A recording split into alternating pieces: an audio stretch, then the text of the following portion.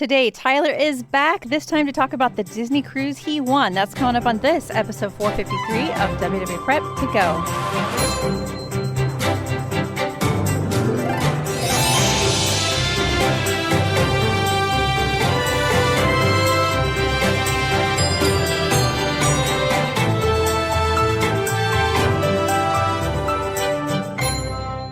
Hello and welcome to WW Prep to Go, where we talk strategy and ideas and have lots and lots of trip reports. I am your host, Shannon Albert from WDWPrepSchool.com. Thank you for being here for episode 453. Today is not only another trip report, but it is a repeat guest. We don't do these too often, but sometimes we do. Last July 2024, we had Tyler's July 4th trip report, and he mentioned then that he had won a cruise on the Treasure. And so I said, well, we got to have you back because his positivity and enthusiasm for Disney World, I couldn't wait to see how that would translate to a Disney cruise. And today you will get to hear how that went. Before I dive into my chats with Tyler, a reminder to follow on social media, but also to leave a SpeakPipe voicemail if you want to be a guest like Tyler. Please leave the details of your trip. And if it works out with our schedule, then somebody on my team will reach out to you to get it booked, and then we'll chat. These trip reports are always a little bit longer, so I don't feel like I want to spend too much time in the intro. So without any further ado, here are my chats with Tyler. Welcome back to the podcast, Tyler. Hello, Shannon. How are you today? Hello. So we spoke summer of 2024, I believe it was. And during that trip report, you said you had won a cruise on the Treasure. I did. And I said, well, you're going to have to come back and tell us about that. So that's what we're going to talk about. We're super excited. This was back in September, I believe, of 2020. Me and my fiancé, David, attended the ABC talk show, The View, or we're huge fans of that show.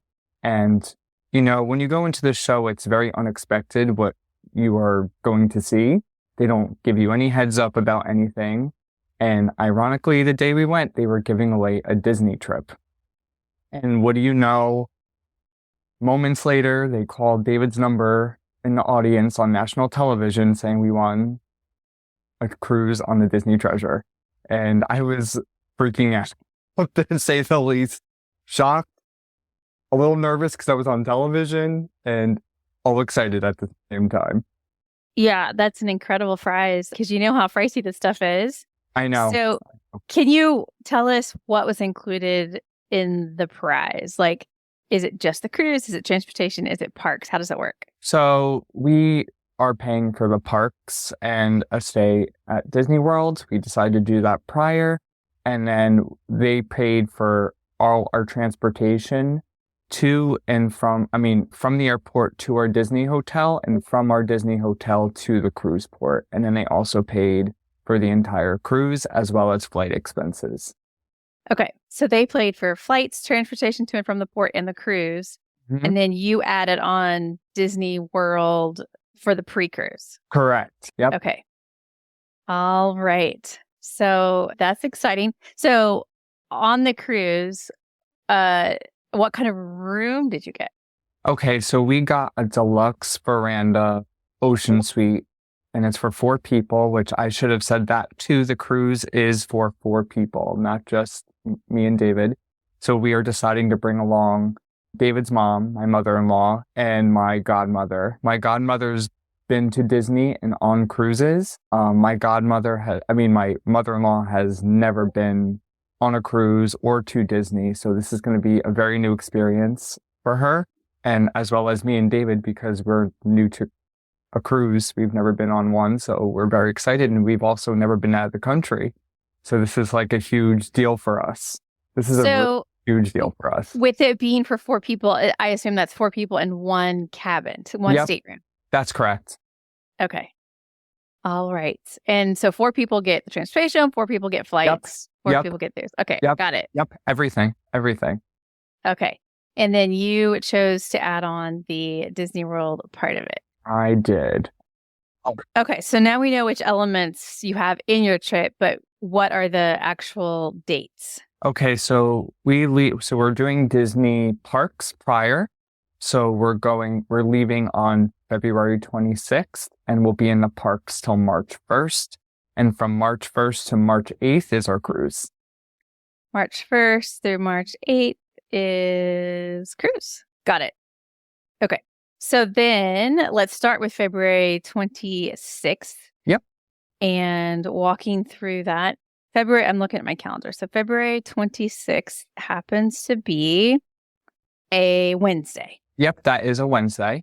So my godmother, who I love very dearly, she is one of my best friends. She lives about 2.5 hours away from me. She lives in South Jersey, and I live in North Jersey. So the drive is quite exponential, and our flight's pretty early in the morning. Our flight, I think, leaves at 7:36 in the morning. So the day prior, my godmother's coming up to stay with us, sleep at my house, and we'll probably get up very early. And David's mom lives very close to us, so she's going to meet us at my house, and we're all going to take an Uber to the airport. Probably an Uber XL, considering all the luggage we might have, which, by the way, this is one of the biggest trips I've ever been on, so this is going to be a lot of luggage. Yes. So that'll be exciting for you. Yes. And lots of new things to learn. Lots of new things to learn for me. And we're flying out of Newark International Airport. Okay. So flying from Newark on February 26th, and that's in the morning. It's in the morning at 7:30 in the morning. Okay. So you will land in Orlando before lunch? Probably. It says we land around 10:15. Uh-huh. It's a very short flight. It's like a 2.5 hour flight.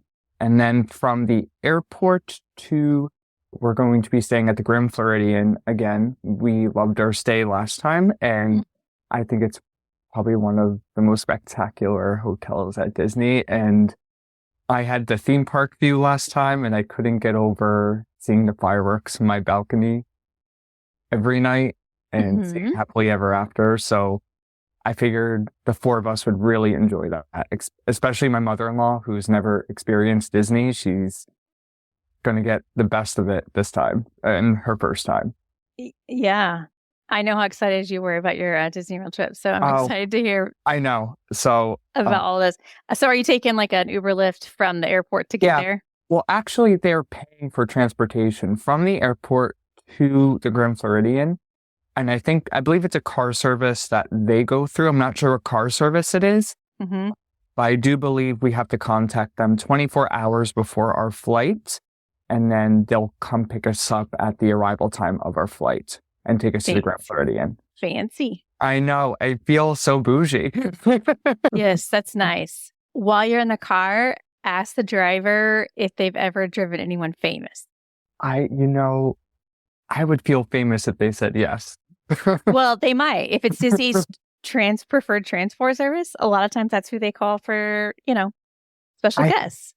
I'm very excited for this because I know we're going to be treated very well on this trip, for sure. Yes. Okay. So what are your plans after you get to the Grand Floridian? So by the time we get there, our room most likely will not be ready. It'll be very early in the morning, but we do have a 1:45 p.m. brunch at the Grand Floridian Cafe. I've heard so many wonderful things. David and I wanted to eat there last time, and I tried to get a last-minute reservation last time, and it was almost impossible. So I figured I'd take advantage of it, and since we're right in the hotel, I said, why not just get brunch that day? We were originally going to do dinner at Narcoossee's, and then I changed my mind. I was like, why don't we do a nice brunch at the Grand Floridian? And by the time our brunch is over, our room will probably be ready, and we can settle into our room. And what are you thinking? Okay, so brunch, hopefully settling into your room, and then anything else for this day? Yes. So my mother-in-law and my godmother are staying behind. And David and I have tickets to, we got 3-day park hoppers, so we're going to go to Hollywood Studios that night. And we also plan on splurging on the Premier Pass. Due to the time constraint, we're going to be in Hollywood Studios. We have a couple rides you really want to hit up. We really want to do there's 5 rides that we really must do. It's Rock and Roller Coaster. You want to do Slinky. We want to do Rise of Resistance, Tower of Terror, and Mickey and Minnie. And I had a feeling with the regular Lightning Lane by how late it was in the day, it was almost going to be impossible to tap in and try to get a reservation for any of those rides. So I figured, I think this is really a time where the Premier Pass might become worth its money and worth its time, because we'll probably get to Hollywood Studios around 4:30 at latest. And we really want to try to make it back in time for the fireworks. So you want to make it back to the Grand Floridian to see the fireworks from there. Yeah. Okay. Yeah, I asked people on Instagram recently, when do you think it makes sense to use the Premier Pass? And very short trips is one of the most popular answers. So, and yeah, considering the time constraint you're going to be there, that's when it becomes worth your money, you know. And you don't have to worry about making reservations for the rides, buying the individual lightning lane for Rise of Resistance. So I figured, why not just bite the bullet and do it? And I've heard many great things about it. So I have high hopes and high expectations, because Disney does everything perfectly. It is coming back to me how much I love your fresh enthusiasm. I've been doing this for 20 years, and so I have mixed feelings. But I think the biggest issue with the Premier Pass is cost. But if you get past that, it just is really simple. That's really what it is.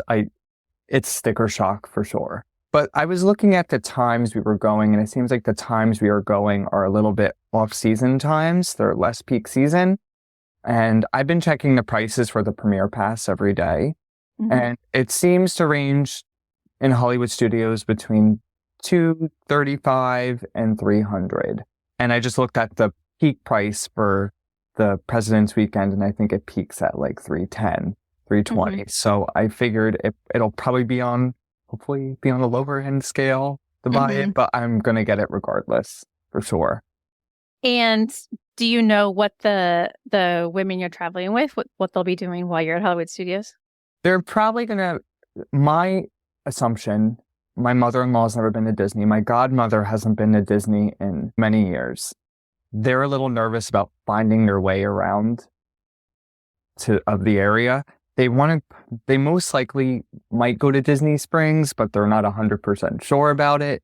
Or they just might stay at the hotel because the hotel is so beautiful and there's a lot to see there, and you can relax by the pool. Hopefully it's warm. Maybe they can relax by the pool, sit on the balcony, and knowing how early we might get up in the morning, they might just want to kick back and watch some TV before we hit the parks the next day. But they will definitely be out on that balcony at nighttime watching the fireworks with us. That's for sure. Okay. After all that, we'll probably get dinner if we're hungry. I loved Gasparilla, so we'll probably grab a bite there much later in the evening. Okay. All right. So then Thursday, February 27th, that sounds like you guys are doing a early park day. Yes, we are. I'm so excited because my mother-in-law's never been to Disney in her entire life. And when I talked to her about it, she, in her head, just assumes it's this little amusement park with just a couple rides. And I tell her, no, Disney is massive.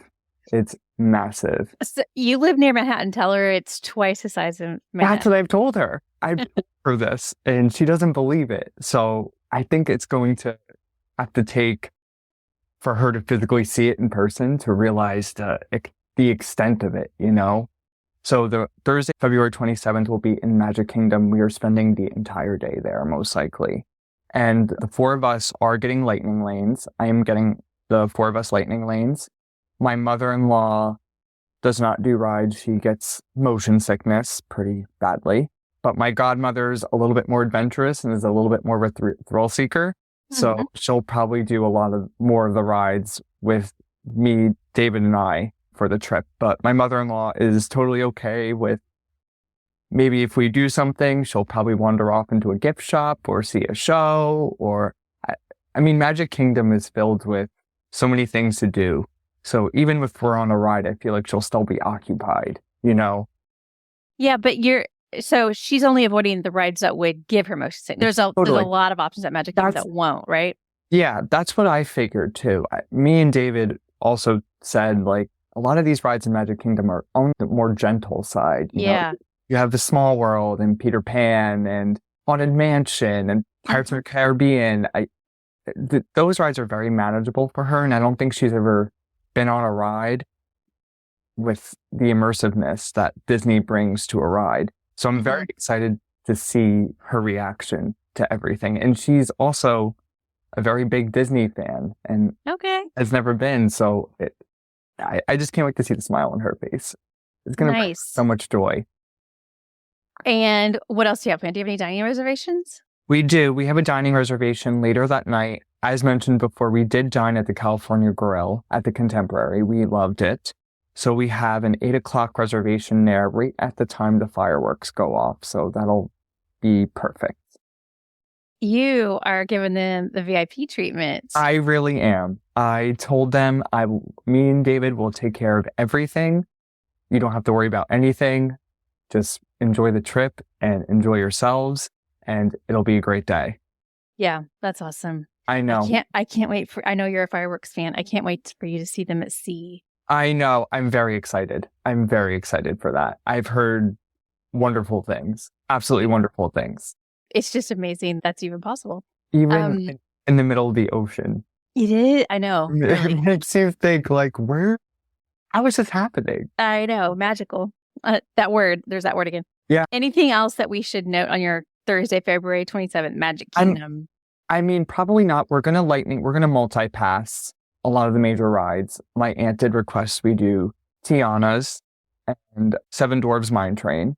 Right. So we will probably get the individual lightning lane for David, me, and her for Seven Dwarfs and reserve Tiana's. And David and I will probably be the only ones doing Tron. So we'll probably buy the individual lightning lane for that. And then just trying to see what I can get throughout the day. I'm just going to go with the flow that day. Whatever ride I can get on, I'll take advantage of it because I know regardless of what we get on, they're going to enjoy it. I had an amazing Disney trip in July, so I kind of want to give them the best experience I can for them. Listen, if you can have that much fun in July, you're going to love February. I know because I'm not going to be scorching. It's not going to feel like walking on Satan. Wrapped in exactly. Probably not as rainy. No. I've heard it's gorgeous weather in February. It typically is. It's kind of right on the cusp before it starts to get warm. Yep. And so hopefully that'll work in your favor.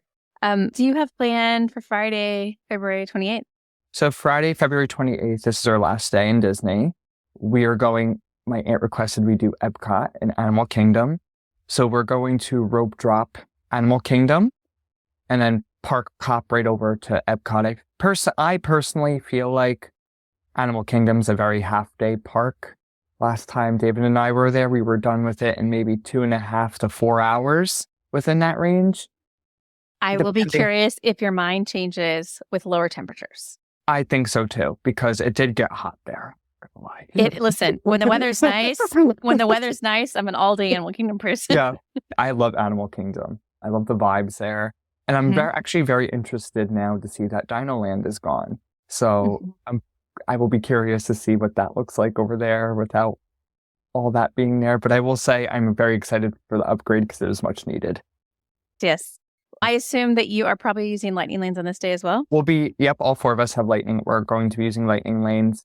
I'm going to buy myself individual lightning lane for Flight of Passage.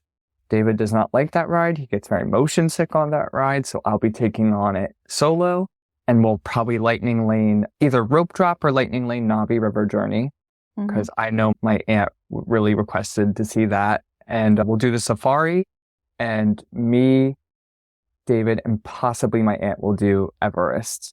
I'm not sure how well she'll handle that. I know it's a pretty intense attraction, so I'll see how she feels when she sees it. And the person you're calling your aunt is your godmother. Godmother. Yeah, godmother and aunt. Will she not do Flight of Passage with you? You know, I think she totally would. I worry about, I don't know. I know a lot of people are really sensitive to the screens.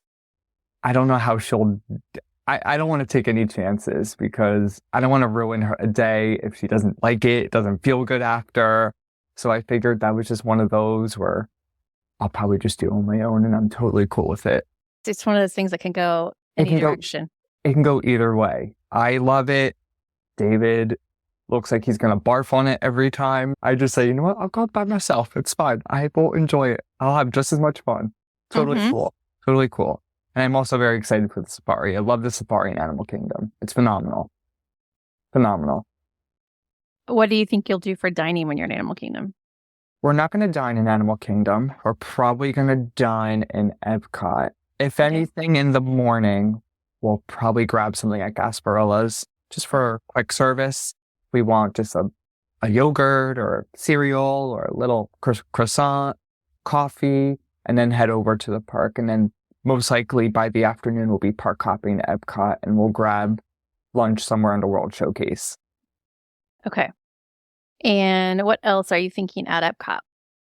So when we hopped over to Epcot, my aunt requested Soarin', which I feel like is a little bit different than Flight of Passage. I feel like she'll be able to handle that a little bit better. It's not as sensory or as the movements aren't as intense. So David, I, and my aunt will be doing a Lightning Lane for Soarin'. I would love to do just the more gentle rides there. I would like to do the Seas with Nemo, possibly Spaceship Earth. I think that's a good nap time ride. Possibly Living with the Land. I do love that ride too. And I will most likely buy a Lightning Lane for myself and David to do Guardians of the Galaxy. Hands down, 100%. That's my favorite ride. And maybe if I could get a virtual queue, but who knows? If I can't, it's fine. Because I know you have to be tapped into the park to get virtual queue. Yeah, for the 1 o'clock drop you do. Yep. So maybe by 1 o'clock I'll be tapped into Epcot. Who knows? And maybe I'll get to ride it twice. But we will probably be walking around the World Showcase for the most part, seeing the different countries. Maybe hop on if I can get the Lightning Lane for either Frozen or Remy. That would be great. I think those are more gentle rides too. And then probably just head back to the resort for a little bit. And we have our last night dinner reservations at Yachtsman. Originally, they were for 8 o'clock, and I changed them to 7:30. And we'll enjoy a dinner there. And if we get out of dinner in time, I'd love to hop on over to Hollywood Studios and watch Fantasmic if I can get in there. A 3-park day. You are ambitious. 3-part day. Yeah. 3-part day. Okay. And that is your last park.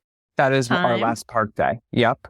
So Saturday, March 1st, you head to the port, and that's Disney's private transportation, right? Yep. So we're not sure. They have not given us any further information what time they're picking us up from the hotel, but I do know our ship leaves at about 3:45. I'm pretty sure it said.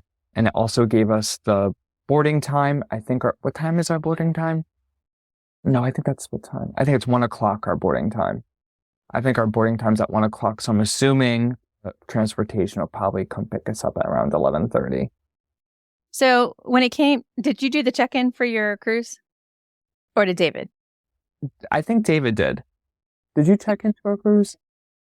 Yeah. Was there anything different for you compared to a person who just paid for their own cruise? Or did Disney give you anything special, or is it just a normal check-in? I think it's just normal check-in.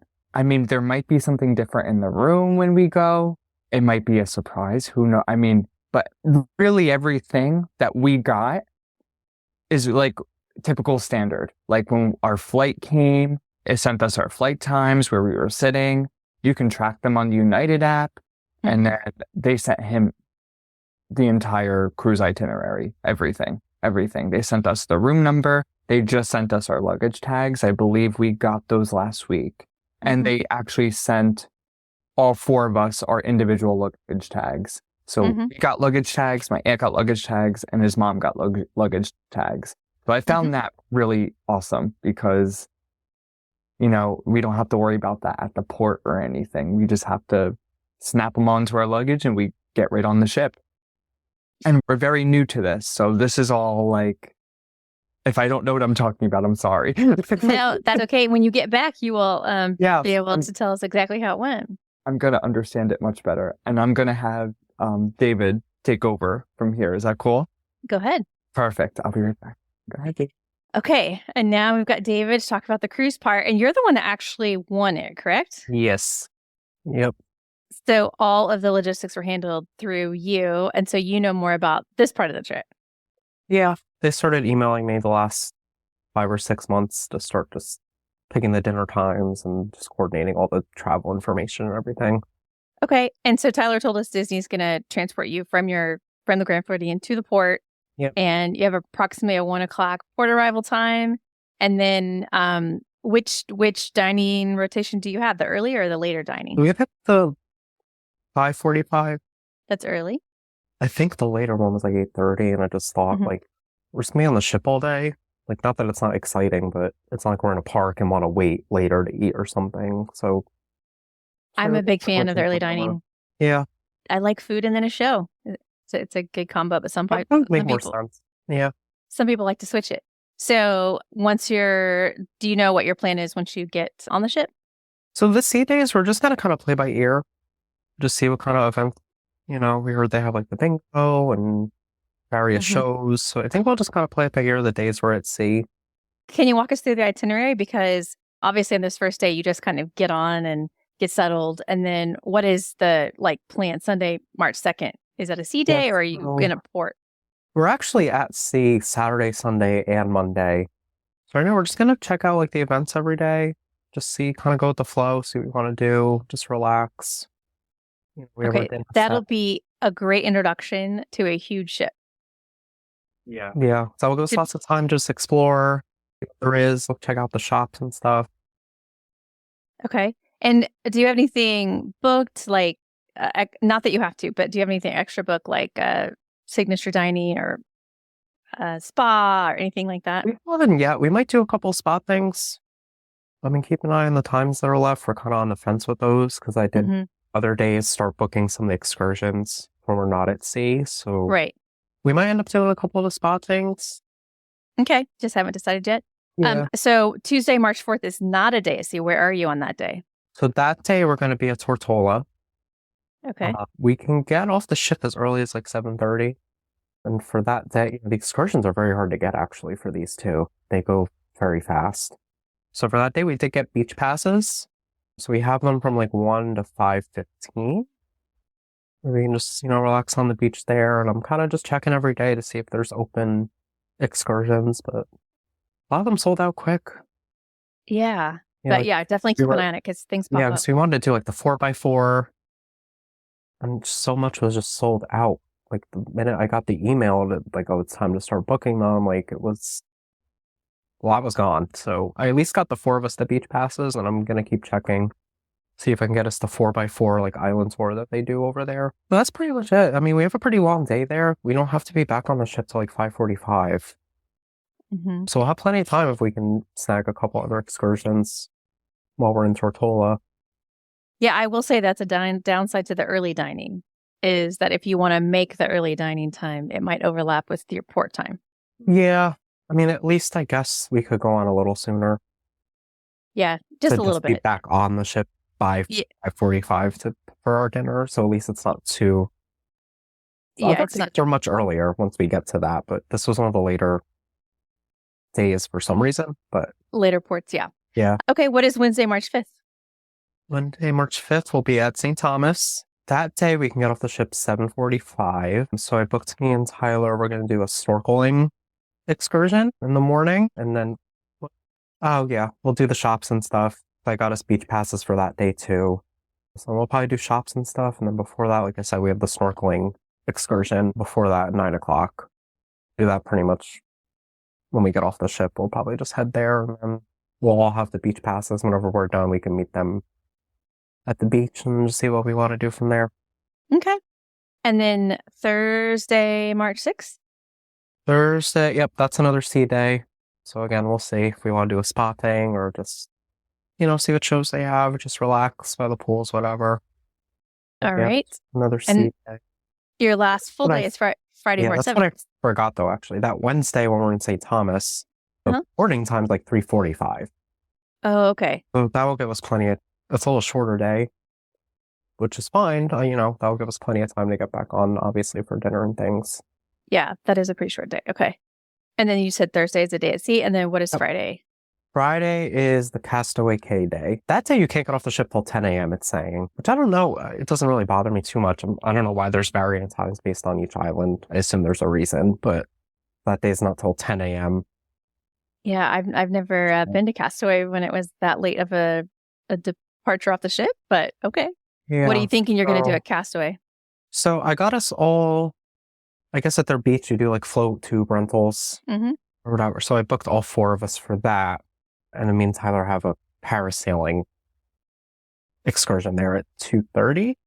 And we'll see what else. But I've never been parasailing, so we'll see how I do.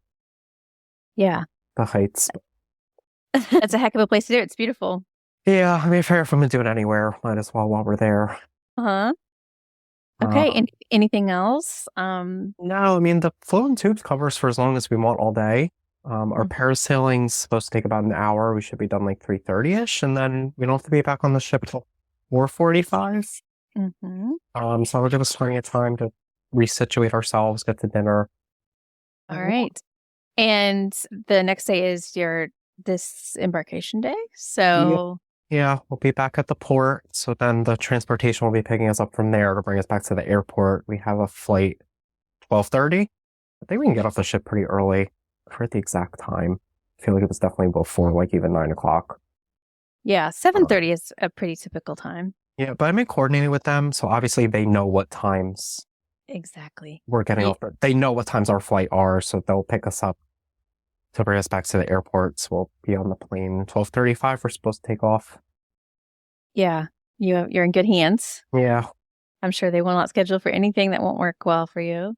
What are you looking forward to on the ship in particular? There's been a lot of promo in the last couple months. Yeah, I mean, there's the Haunted Mansion Lounge we both really want to do. I don't know. I'm split between wanting to be surprised and see what shows they do and half like... I end up watching some videos, but I'm like, I don't want to see everything. Like, but you want to discover it. Yeah, we want to see that lounge for sure. I'm excited to see what shows and, movies they do. The Aquamouse. I'm excited for the bingo.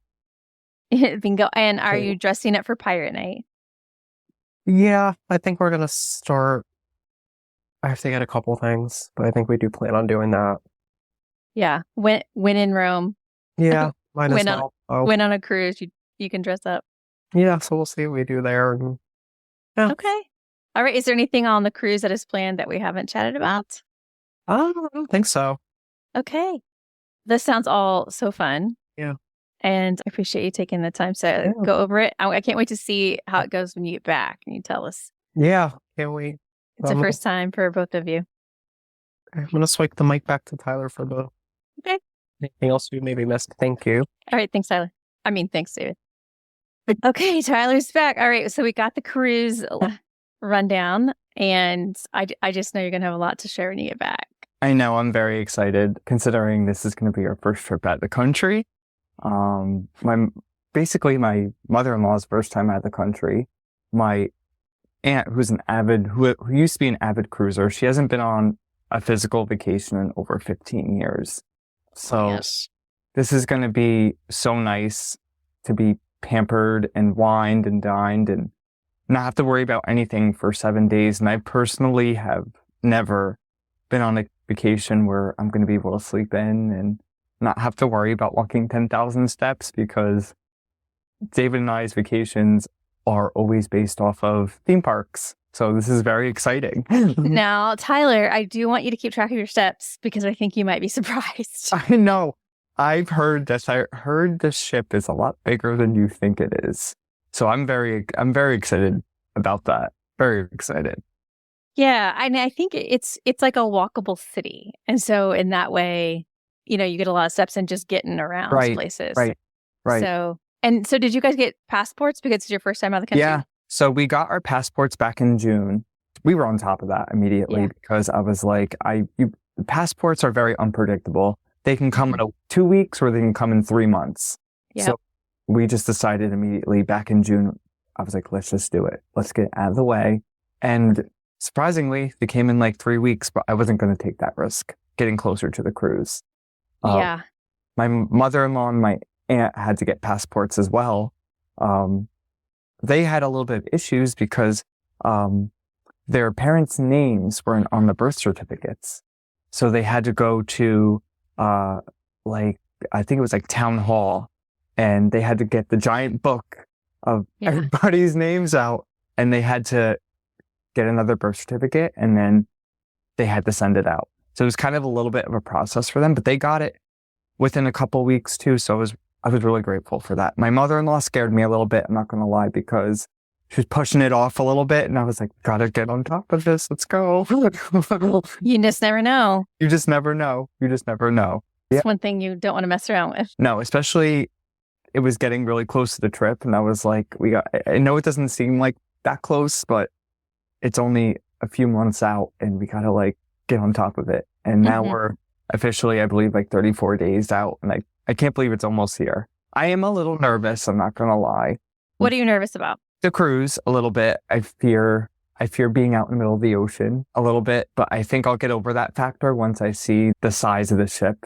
And I know you probably don't even feel it moving, but God forbid, we're also just going to the doctor, and we're all going to get the patches to put behind our ear, just in case. You just never know. You might hit a rough sea day, especially with my mother-in-law, because she gets pretty motion sickness. So I pray to God she'll be okay. And I think she will, because most people that are on cruises say they don't even feel it. Yeah, most of the time you don't. But I think that first cruise does bring on some anxiety because it's new. You're not exactly sure what it's like to be in the middle of the ocean, how to navigate, what's disembarkation, what's embarkation. This is how I feel. All the emotions are going through my mind right now. But that's why I brought my godmother with me.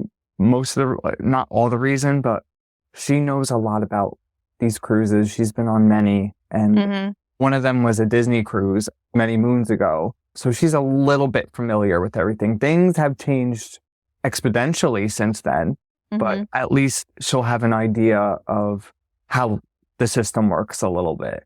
Yeah, I think once you get settled in, you won't be so angry. No, but there's a lot of unknowns as of right now. Exactly. That's why we don't even know what's on our itinerary, what we're planning. We're just gonna probably just go with the flow. But definitely our goal on the ship is to dine at all the fabulous themed dining they have, especially the Marvel restaurant. I'm a huge Marvel fan, so I'm really excited for that. Yes.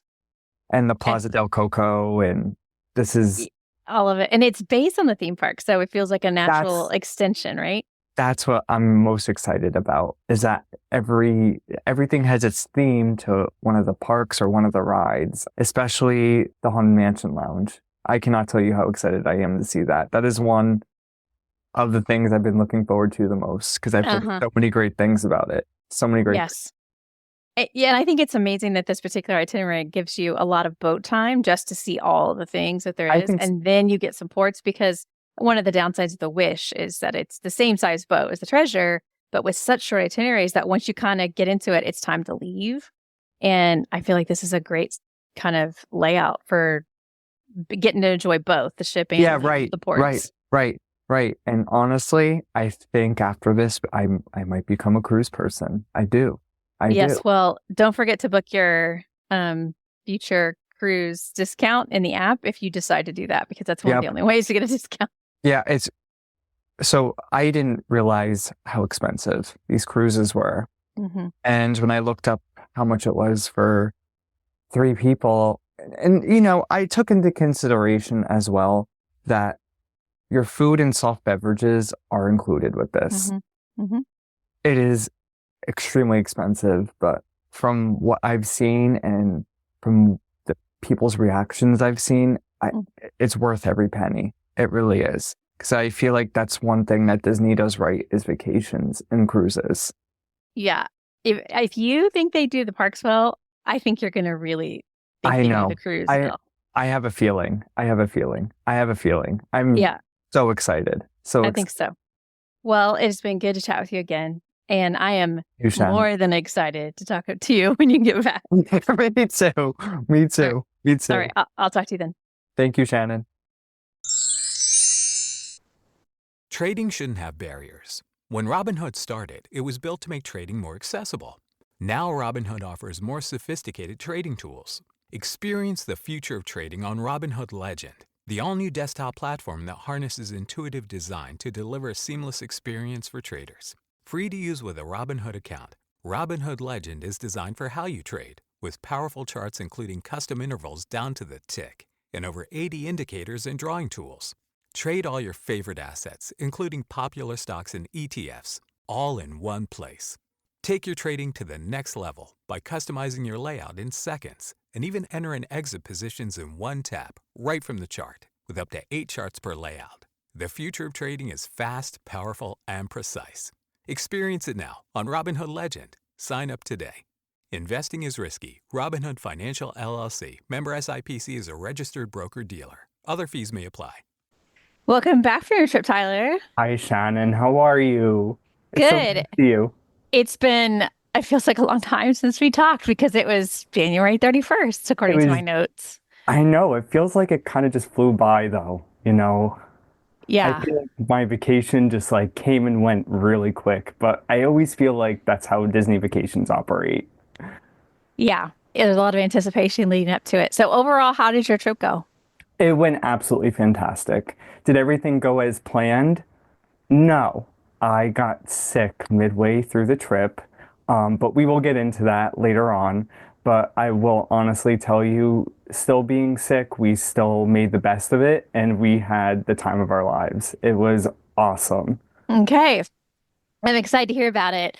I love your enthusiasm for Disney World, but I'm really excited to hear about it on Disney Cruise.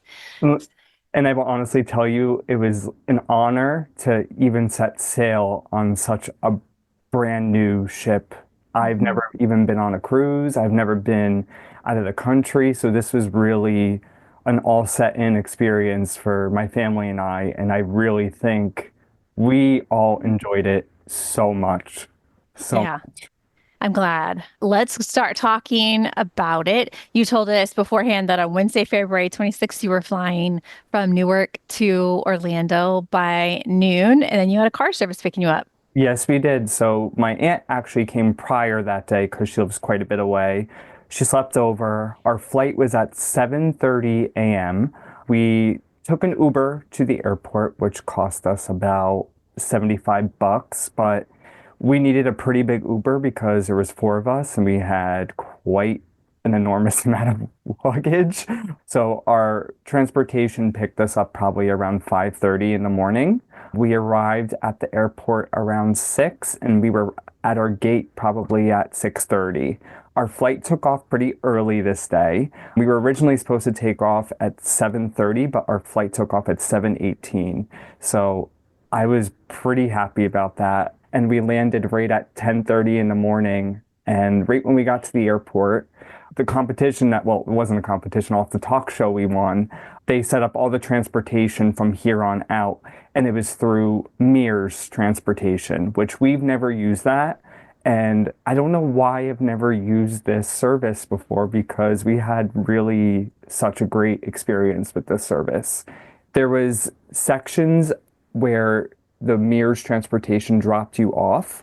They had every resort, a line for every resort, and it was almost like a minivan or it was a bus. We took the Mears to the Grand Floridian, and they were very nice. They took all our luggage into the car, and they asked us if it was okay to drop another family off at the Contemporary. And I was like, no problem. I mean, my mother-in-law's never seen Disney property before, so I feel like that was a really cool opportunity for her to see like the Contemporary and all the Mhm. other resorts there are.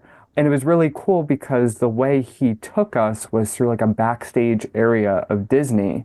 And we actually got to see where the fireworks got let off. We got to see in the back of Tron and Space Mountain. And he was pretty informative about the property. And I was pretty impressed with him. You got to be careful of the driver's intel because sometimes they tell you stuff that's not true. I believe that too. I do. I believe that. I think you can blurt this out, but FOS sometimes. 100%. And it makes me worried that the people that are going to believe it, it's like, no, because Well, I've had drivers literally say, like, oh, it's not busy right now. It'd be like the busiest week of the year, you know? which I was surprised with that too, because it actually ended up being very busy when we went, but not going off topic there. But we arrived at the Grand Floridian probably around I'm going to say 11:30 we arrived there, and we had a brunch reservation at the Grand Floridian Cafe at 1:45.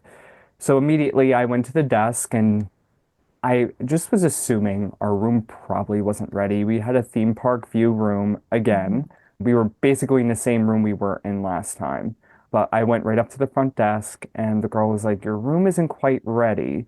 But what I can do is there's a room adjacent right next door that is ready, and I'm just going to give that room to you since you are here." So she was very kind enough to do that for us very early. And we got to check in and just settle into our room a little bit. And I will honestly tell you, my aunt and mother-in-law were absolutely floored by the hotel. They were amazed. They were in awe of the scenery and the ambiance and the piano player in the middle of the lobby. Hmm. They've never stayed anywhere like that before. So it was really a great experience to see the reactions of the hotel. They both Hmm. were in awe of the resort. After we got settled into the room, we just got changed, we freshened up.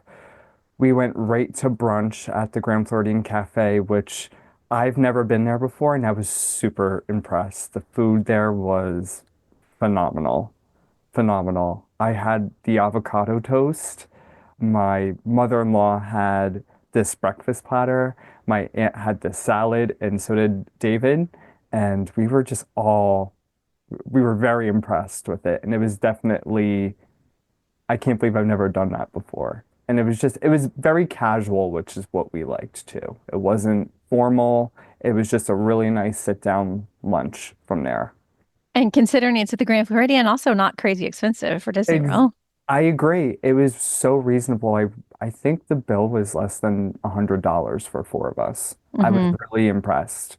But then from there, we kind of just went our separate ways. My aunt went to walk around the property and she went to take pictures, and she's a gardener, so she admires flowers and grass and plants and greenery. And she was just amazed of how well they kept the property. And I told her that's Disney standard. And I was so happy. She was just in her glory with that. And then David and I went to Hollywood Studios this day. Yes, you had the premiere pass. Yeah, we splurged. We got the premiere pass. And I will tell everybody out there, it is 110% worth every darn penny of this premiere pass. We were there not for a very long period of time. If I had a whole day here, would I get the premiere pass? No, maybe not. But considering I was here for the amount of time I was, it was 100% worth it. We rode a lot of rides in a matter of a time span of 3.5 hours, and it saved us a ton of time. A ton of time, and you didn't have to worry about the lightning lanes. No, I didn't have to worry about looking at my phone. I didn't have to, we just walked right up to the lightning lane and scanned right in, and we were on the ride within a matter of 10, 15 minutes. It was Hmm. awesome. Let's see, first we did Mickey and Minnie's Runaway Railway. We love that ride. That ride is so great. We didn't do that last time, and I don't know why. It's such a staple attraction in Hollywood Studios, I feel like. And then we went over to Tower of Terror. We did Rock and Roller Coaster, Rise of the Resistance, and Slinky Dog Dash. Yep, that's a lot. And you didn't have to crisscross as much as normal. No, we literally walked from one side of the park to the other, which was really nice because usually with, the multi-pass lightning lanes, you're hopping and skipping all over the place. That's what I really enjoyed about this was I felt like I could be a lot more organized with my time with this. And I know the price tag is hefty, but it's worth every penny we spent on this. Yeah. Awesome. Yeah, I've been super interested in doing trip reports where people use it because I think there are certain situations where it makes a lot of sense. And this seems like one of them. Like you only have a limited time. So if you want to do everything, you're going to have some help, need some help. Oh, David, also, we did Toy Story Mania too, Hmm. which I've never done that either. I've never done that. And that was a really fun ride too. And I don't know why I've always missed out on that. That was really cool. But yeah, I do agree to your point. for our circumstance, it was a great experience with it, 100%. And I would do it again, hands down. Good. I'm glad that it was worth it to you. Your pre-trip said maybe you would make it back before fireworks. And I will tell you, we indeed did. We made it way before fireworks. So we left for Hollywood Studios at 3 o'clock. We arrived back at the resort around 6:55. So, Nuh-uh. You were yep, gone just at 4 hours? yep, yep. It was unbelievable. I was shocked with the time we made. That's why like people say it's expensive, but if you want to do things in a small amount of time, this is the way to do it. It's the way to do it. I am a fan of judging things based on number of attractions, not time, Me too. because I mean, that's kind of how I evaluate it. And it feels like You you too. did a whole day's worth of stuff in 3 hours. In 3 hours. It was amazing. It was amazing. And with the beauty of this too, I feel like you can ride all these rides and then enjoy the experiences Hollywood Studios has to actually offer as well. The Hmm. shows, the entertainment, the food, the drinks, everything up, there's so much more to it than just the attractions. And I feel like we stress out so much about, oh, the queue is 125 minutes. We'll never make it in time to do this. Hmm. And this is definitely one of those things that can help you get the overall best experience. Yeah. And so you were back in plenty of time for fireworks. Plenty of time. We were right back at 6:55. This was my mother-in-law's and my aunt's first happily ever after show. And I Hmm. told them both, I'm like, you will cry. You will cry. It's a really heartfelt, touching show. And the fireworks are beautiful, but the soundtrack to it is even more Hmm. beautiful. It's one of my favorite Hmm. soundtracks that Disney has for a show. And we went right out on our balcony. We put on the channel where the fireworks play on the TV, and it was magical. It was not a moment was wasted. My mother-in-law just told me, she's like, I've seen fireworks, but I've never seen anything like this before. And I told her, I know. It's really, truly an incredible experience. And it's impressive that she thought that outside the park So because she doesn't even know there's more going on inside the park. I told her, I'm like, when you're in the park, it's so much of a different vibe with the projections on the castle, the light show. I mean, you see bits and pieces of it for sure from the balcony, but you don't get the perspective that you do from the park. You don't. But I know No, you're a big fireworks fan, so I'm I glad am. that you were Love able them. to do Love that. them. I was so happy I made it back in time. And I was shocked I made it back in time. Well, and plenty of time actually. Yeah, I was like, this is awesome. All Um, right. Was there anything else after fireworks before we head on to the next day? We just grabbed dinner at Gasparilla's afterwards. That was a family favorite of ours, as it was David and I's favorite last time as well. It's just they have great food and it's quick and it's easy and grab some dinner. We sat outside and the weather was gorgeous all 3 days we were there, so we just took advantage of it because we came from a very cold place. Yes, this time of year is very popular for those of you that live in the north. Oh, absolutely. Okay. Absolutely. All right. Well, that's a great start to your trip. The next day was Awesome. Thursday, February 27th, and you had Magic Kingdom plans. Yeah, and we did exactly that. We woke up pretty early this day. We were up and out of the door probably around 7:30. We had breakfast at Gasparilla's. We just grabbed something pretty quick to eat. I think Mickey waffles were the fan favorite of this Hmm. trip too for breakfast. And Hmm. I told everybody you can't miss out on the ones at Disney are just hit differently, I feel like. But yeah, we got to Magic Kingdom probably right before rope drop, 8:20. We had lightning lanes, but this was our first experience using the multi-pass, and I feel like I learned a lot from using it for the first time. Hmm. Our first lightning lane wasn't originally until 11:20. Hmm. It's for Haunted Mansion. And I feel like this is where I made the mistake because as the morning progressed, I noticed the lightning lane started to sell out very slowly. And I was quite shocked with the how busy the crowd level was at the Hmm. parks. I would almost compare it to how busy it was during Christmas time. It was pretty busy. I think everything was like 100 plus minute wait this day. Um, That is intense. It was intense. It was intense, but it was such a beautiful day. It didn't even matter. It wasn't hot. It wasn't cold. The sun was shining. The magic was in the air. We just kind of went with the flow. My mother-in-law gets motion sickness, so we really wanted to cater to her for a lot of these rides. So we went right over to It's a Small World because I feel like that's a total classic attraction. And she was in awe with that as well. And my aunt's been on that many times, many years ago. And she's sitting there and she told me, this ride hasn't changed a bit since the 1970s. And Mm. that's why I love it so much because it's so classic. And they It it sure is. It's classic. It varies a little bit at all the parks though. So now you're gonna have to just It go does. visit and see. That's a plan down the road. We plan on going to Disneyland, I think, our next trip. Yeah, so we rope dropped It's a Small World, and then we got off, and it's sad that Little Mermaid never has a wait, but we went over to that because that's another ride that I felt like my mother-in-law would totally enjoy. She really liked that as well. And then we went over to, I've never done it before. We did Fill Our Magic, and I thought that was a great show. It was really cute.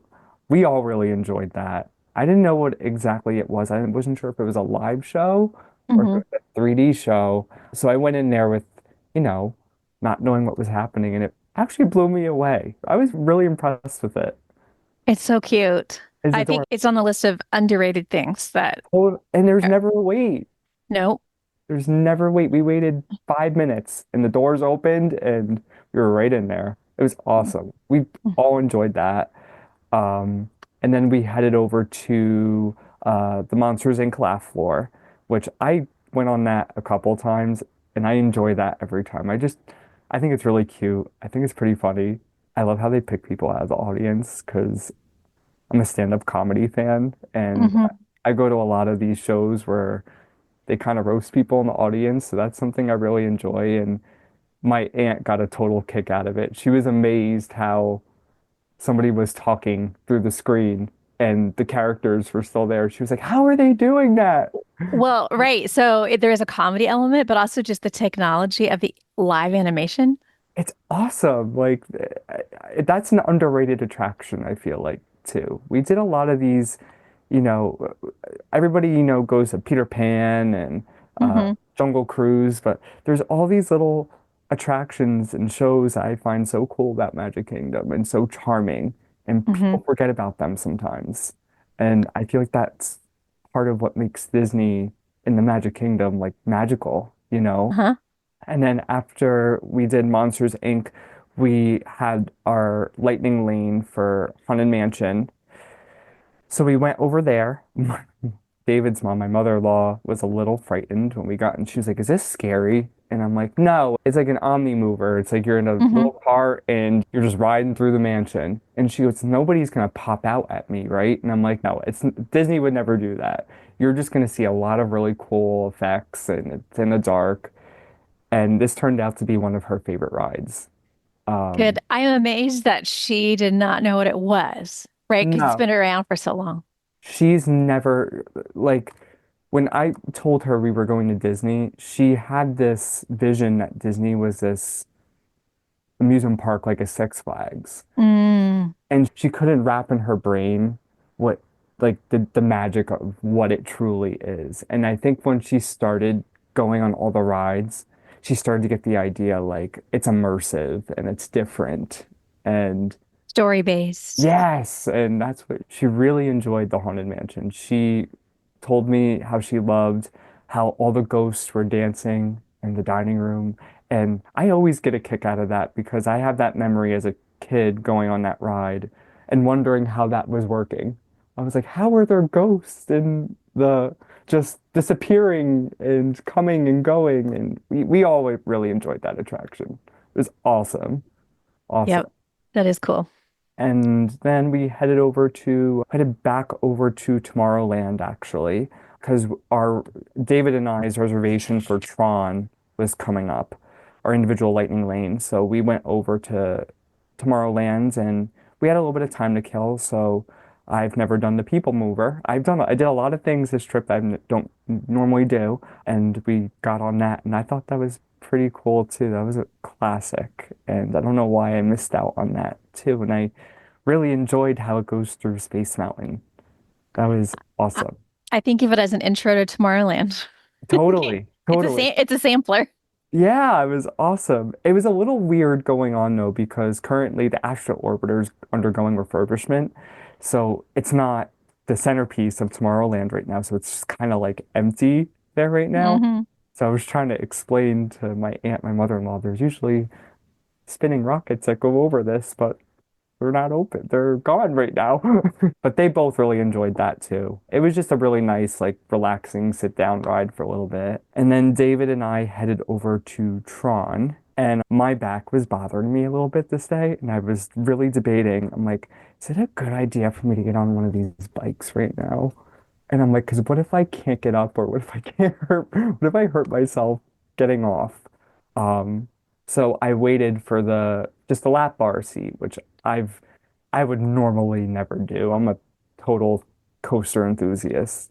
And I'm like, I'm gonna probably be so disappointed in this. But I will honestly say it was just as cool. It felt the same. I felt just as fast. It felt just as thrilling. And I was happy I got to experience it in a little bit of a different form. And it was cool because I felt like I got to see all the visuals and the effects a little bit better because I wasn't on that bike exactly and I got to look around a little bit. So that was pretty cool. Hmm. And then we went over to David and I had a reservation for Space Mountain. And my aunt and my mother-in-law decided to go over to the Carousel of Progress, which I went on that when I was a kid. It's very long. It's very long. Good time killer while you're doing other things. Yeah, so I was like, you guys could go on that, and me and David will go on Space Mountain. And I will truly say, I think Space Mountain was my favorite ride of the Magic Kingdom this day. But that didn't hurt your back. No, I was fine. I was fine. I just think I'm a hairdresser, so at work I stand a Hmm. lot. And I think just this day, I was like, I have to really watch what I do today. And I Yeah, Tron was one of those things where I was like, no. But Space Mountain, I was totally fine on. It jostles you around for sure. it does. Very jerky. When I But was having some neck problems, that was the one that scared me the most because it's yeah, so. because, and you can't brace yourself because you can't see what's coming. No, you can't. That That's is that's the that's downside. part. Yeah, that's the downside of it. But this was definitely my favorite ride of the Magic Kingdom this day. Hmm. And I got off Space Mountain. My aunt was a little upset she couldn't go on it, but she's a thrill seeker for sure, but she has to watch what she does. She has lupus, so getting down into those small little cars is not an easy task. It really does eliminate a lot of people. I feel like the older I get, the harder it is to get out of that little car. Hmm. Uh, I have a whole method that as soon as it pulls up where you have to get out, I throw my bag out right away that's to what I get. do too. I do. I throw my bag up on the platform and then I get myself up. And I mean, I'm not 100, but it's still like I want to give myself enough time to not feel embarrassed. And then people are staring at you, and you're like, listen, like, you're 19 years old. Yeah, you can get up and out of this. I'm almost 30 now. But yeah, it's pretty comical getting in and out of that ride. But after that, we were a little hungry, so we went over to Cosmic Rays for lunch. And another family favorite of the trip was the chicken strips. Yeah, I can't wait for the cruise park. just wait. You're Just gonna wait. love so many things about that. Just just wait. If Because the chicken strips are hitting right. the chi everybody was raving about the chicken strips. My aunt was like, I've never had chicken strips like this before. They were really good though, I will say. They were hot, they were crispy, they were juicy, they were just hitting right. We really enjoyed them. And I enjoyed Cosmic Rays is a perfect just like quick eat, sit down. It was pretty clean. I enjoyed it. Mhm. I usually don't eat in the park, so it was nice to like try park food for once. That was awesome. And then after that, we had individual lightning lane for Seven Dwarfs Mine Train. It was me, David, and my aunt. My aunt was so excited because this was her first roller coaster of the trip. I was a little nervous because Seven Dwarfs was down for about 6 hours of the day, which that ride goes down quite a bit. It does, but my theory is that it's the animatronics on the newer rides that cause the I downtime. think so too. I think Tiana's is like the Hmm. same, but it was down for pretty much all the morning. It came back up and then it went down right before we were about to get on. And I was like, oh my God, Hmm. like, please open up. My aunt wants to go on this so bad. And we all got on it. And my aunt was, I've never seen my aunt laugh and smile so much Aw. on a ride, and it was so nice to see that. She really enjoyed the ride. And I feel like Seven Dwarves is a roller coaster where it's fast enough where you can enjoy it, but it's also tame enough for the whole family to enjoy the ride. Yes. How did she decide that one was going to be okay, but some of the others weren't? She really doesn't, she's not frightened to go on anything. It's just the accessibility with her, getting in and out of the ride. If the ride vehicle was a little lower to the ground, she was probably not okay with it. She kind of just went by my discretion. She didn't want to go on anything really intense, but she didn't want to go anything on anything too mild either. So I picked for her the two thrill rides of that day. I picked for her were Seven Dwarves and Tiana's because I feel like both of those are pretty in the middle for Hmm. intensity. Hmm. Minus the drop on Tiana's because I always forget how scary that drop is. It is, but if she likes a little thrill, that'll do She it. does. She does. And then right after we got off Seven Dwarves, our lightning lane was coming up for Tiana's. So we had a little time to kill, and I figured why not go see the new Country Bear Jamboree, which I haven't seen that show since I was a kid. So it was like, this is going to be interesting. And I enjoyed it so much. It was adorable. And I thought they did a really good job refurbishing it. It was much needed, I feel like, for it 100%. It was perfect. A lot more people enjoying it these days, I believe. It's great. I highly recommend it on anybody's trip. It's a must do. It's so quick. It's 15 minutes. There's never a wait. There was no wait for it. And we got right to the theater when the show was starting, so it was perfect. And right as we got out, our Tiana's reservation was right there. So my mother-in-law sat on the bench and held her stuff. And this was a really interesting story, actually. So I kept telling everybody I am not sitting in the front because I don't want to get soaked. And because the temperature started to drop outside a little bit. So I was like, I really don't want to get that wet. Hmm. So we get to the front, not realizing I'm going to sit in the row tell me, but my aunt and David took the row they told me, and I ended up getting stuck in the front. And I was like, oh my God. I'm like, you gotta be kidding me right now. So the ride doesn't even start. We're going up the first lift, and this giant swoosh of water just comes right in the boat over my lap. And I'm like, yep, this is how this ride's gonna go right now. I'm soaking wet right now. It's fine. I think all three of us were, I mean, I kid you not, like wring our clothes out, drenched after we got off this ride. And my aunt told me it was the highlight of her day because she was laughing so hard of how wet we were getting. Well, I'm glad she had a good attitude about it. She couldn't get over how wet we got. And then we got off, and I told my aunt for being such a trooper for getting wet, I would buy her the pineapple and coconut Dole Whip because she's never had one before. So Mm-hmm. we head right on over to what is that cafe? Isle something. Island. Aloha Isle. Aloha Island. Yep. It's right by the Magic Carpets. And we went over there, and she was so happy to have that. She said she's never had anything like that before. And I will honestly tell you, I've never had a Dole Whip either. And let me tell you, those things are pretty darn good. Hmm. I see all the rage about it now. They're pretty good. They are pretty Um, good. I'm not really quite sure how they got associated with Disney because you can get them in lots of places, but they I seem to don't, taste extra good there. it tastes better in Disney. Hands Hmm. down.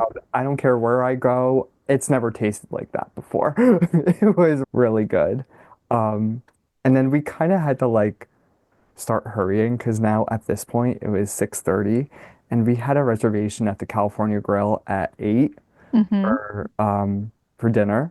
Hmm. And I really don't think we could show up there in sopping wet clothes from Tiana's. I was gonna ask, were you dried off yet? I guess the answer is no. No, we were sopping wet. The shorts were sticking to my butt. I know that's TMI, but I was like, yeah, we got to get out of here. So right as we're about to get out, I love my mother-in-law, but we went to a gift shop really quick, and I could hear David laughing behind my ear right now. We were in the gift shop, and my aunt and her wanted to grab a few things, and David's mom is somebody that likes to wander places and, never to be found again. So we couldn't find her for like 20 minutes and it started to get late and I started to panic because I was like, we gotta go. We finally find her. We come out. The boat just left for the Grand Floridian, so now we gotta hop on the monorail, which that's like, a 10-15 minute ride to the Grand Floridian because that's the last stop. We got back to the hotel probably, oh my God, like 7:20. We were really cutting it close and we all just threw nicer clothes on, fixed up a little bit, and headed right on over to the California Grill. And I picked a really great time because we got a window seat and Happily Ever After just started. Nice. It was perfect. It was perfect. And I love all the ways you manage to see fireworks. it was, I feel like getting every perspective possible was really cool. I feel like On Top of the Contemporary was probably one of my favorites. Mhm. First, I think the California Grill is a really beautiful restaurant. Mhm. The food was unbelievable this Uh-huh. night. I don't know. They had whatever they did this night, it was spot on. Everybody loved their food. I mean, I live in New York City, Mm. and I will honestly tell you, the pasta I had here, I had gnocchi. It was better than New York City. At any restaurant I've had at New York City, it was pretty impressive. And It is good. They do have a good reputation. it was awesome. We did eat there last time and we had an awesome experience too. But between the really great dinner and the fireworks, it was just a really great end to it. Did you go out on the balcony to watch them or did you watch from your seats? So our table wasn't ready yet. So initially when we went out to the balcony to see if they were going to start, and it was 7:56, Happily Ever After started at 8 and they called us in for our table. And it was perfect timing. And they sat us right down and it was really nice because the waiter asked if he would rather us wait till the fireworks were over to take our orders. And we said, yeah, that's totally cool. And I really liked the hospitality of that. It was nice that they waited for us. And then I know they probably had other reservations, but the accommodation was really nice for Yeah. sure. And your aunt and mother-in-law loved it as well. Oh, loved it. Loved it. Loved it. It was awesome. Awesome. We had a great day this day. Good. That sounds really fun. Very We had Magic Kingdom focused. totally, totally. And I always forget how big the Magic Kingdom is. And Mhm. it truly is a full day park. It is not a park hopper park. You're committed there once you're in. You are. It could take 2 days even. They have so many attractions. I agree. I feel like we missed a lot of stuff still, but we did a lot. We also did do Pirates of the Caribbean. I forgot to mention that too, but we just did so much that day. But It, can I ask you about that? Because that one's hard to get in and out of. that is true. That is true. My aunt struggled getting out of that, and so did David's mom. David's mom started to slowly kind of slow down. You'll find out later. She usually doesn't walk this much, Mhm. and her foot started to really blow up like a balloon, and the walking became a little bit more difficult for her, but she really didn't want to miss out on anything. And I told her, I'm like, we thought about getting a scooter, but she was like, no. She goes, I'll be fine. And she really pushed her way through the next day of our trip. It was pretty amazing. It is a lot if you're not used to it. It But is. then, Trading shouldn't have barriers. When Robinhood started, it was built to make trading more accessible. Now Robinhood offers more sophisticated trading tools. Experience the future of trading on Robinhood Legend, the all-new desktop platform that harnesses intuitive design to deliver a seamless experience for traders. Free to use with a Robinhood account, Robinhood Legend is designed for how you trade, with powerful charts including custom intervals down to the tick and over 80 indicators and drawing tools. Trade all your favorite assets, including popular stocks and ETFs, all in one place. Take your trading to the next level by customizing your layout in seconds and even enter and exit positions in one tap right from the chart with up to 8 charts per layout. The future of trading is fast, powerful, and precise. Experience it now on Robinhood Legend. Sign up today. Investing is risky. Robinhood Financial LLC. Member SIPC is a registered broker-dealer. Other fees may apply. Owning a boat comes with a number of perks, like being able to say ahoy or land ho and not feel weird about it. So here's another perk. Geico's boat insurance offers access to the largest towing fleet on the water. And with specialist support from agents that are as passionate about boating as you are, there's so much value that you'll want to say, shiver me timbers, and not feel weird about that either. Get more with Geico. The next day was Friday, February 28th, and you were going to do the other 2 parks that you hadn't visited yet. Yeah. And I can't believe we did 4 parks in 3 days. This just amazes me. This day was Animal Kingdom and Epcot. So we got up even earlier this day. I really liked the way we did our lightning lanes this day because we didn't rope drop, but our first lightning lane we tapped in at 8:30 for Kilimanjaro Safari. And this really worked to my advantage because then we started to score some lightning lanes for Epcot this day. We didn't score Remy's or Frozen. There was no way. I mean, it was already like 8:30 and it was sold out for the day. That ride sells out weeks in advance anyway, so it doesn't even matter at that point. But we did, right after we clocked into Kilimanjaro Safari, I booked Soarin' for me, David, and my aunt. And as the day went on, I just kept booking more lightning lanes for us at Epcot. But after we got on the safari, and my aunt's really not an animal person, so I wasn't sure how she would react to Animal Kingdom, but it turns out she said this was one of her favorite parks. She loved how naturey it was, and she said it felt distinctively different between all the parks. And I agree. I feel like Animal Kingdom's its own thing. It's so beautiful. It's beautiful. The grounds are gorgeous, and I really feel like when you just turn that corner and you see the Tree of Life, it's amazing. It really is amazing. My aunt was amazed at the Tree of Life. At first, she thought it was a real tree. And then I told her, it partially kind of is, but then the bark itself, I'm like, if you get really close to it, there's animals engraved on it. And she couldn't get over how cool it was. It's awesome. Yeah, it is supposed to look like a real tree. Yeah, so that's nice that she thought that. I'm like, partially it kind of is, I guess. I don't know, but it definitely isn't. But yeah, she really enjoyed this park. And after we got off the safari, we took that walk through Gorilla Falls, which I really, for some reason, I love gorillas. I think they're the coolest animal ever. I think they're very intelligent creatures, and they never cease to amaze me because their behavior is so human-like, and the way they eat and the way they drink and the way they interact with you through the glass is actually really amazing, and it's almost like they want you to watch them. We all really enjoyed that. And after we got through that, David and I had Lightning Lane for Everest, and I told my aunt, I'm like, you can look at it and see if you want to go on it, but if you don't want to, that's totally fine. And she thought she could handle it, but then I got worried because I was like, this ride's pretty.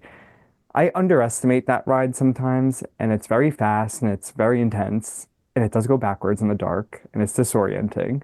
So I told her maybe skip out on this one. So Yeah, I think the nice thing about that one is you can at least see some of the intense elements, so she could exactly, kind of gauge it. exactly. But I was a little nervous for that. I wasn't sure It is that was going to be intense. too fast. I accidentally booked it for all 4 of us, so me and David got to go on twice because Hmm. we got to tap in twice. So I just took my aunt's and my mother-in-law's magic band and we stole it and we tapped right in and get right after. And we got to go on twice. It was awesome. It's probably one of my favorite roller coasters at Disney. It's a really awesome ride. It's really awesome. And like I said, I underestimate how fast that is every Mm. time. It's awesome. Eh, it's a good one. And it's well themed. It's very well themed. And I miss the Yeti.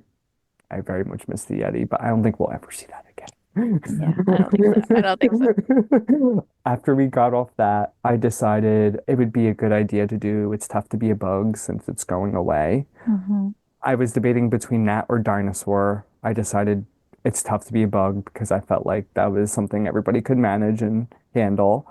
And, when people don't know about that show and they're shocking you in the butt and they're crawling under your legs, and it's kind of funny to see their reactions.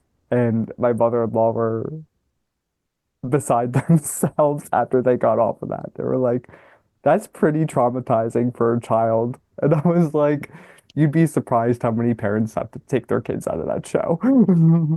100%, but not much longer. No, I'm pretty upset that's going away. I think it's a great show. I do. I really enjoy that show. But it's time for an update. It is. It's time for, Zootopia. I Zootopia. know. It's gonna be great. I'm excited. I'm excited. And then after we got off that, we had a lightning lane for Navi River Journey. Hmm.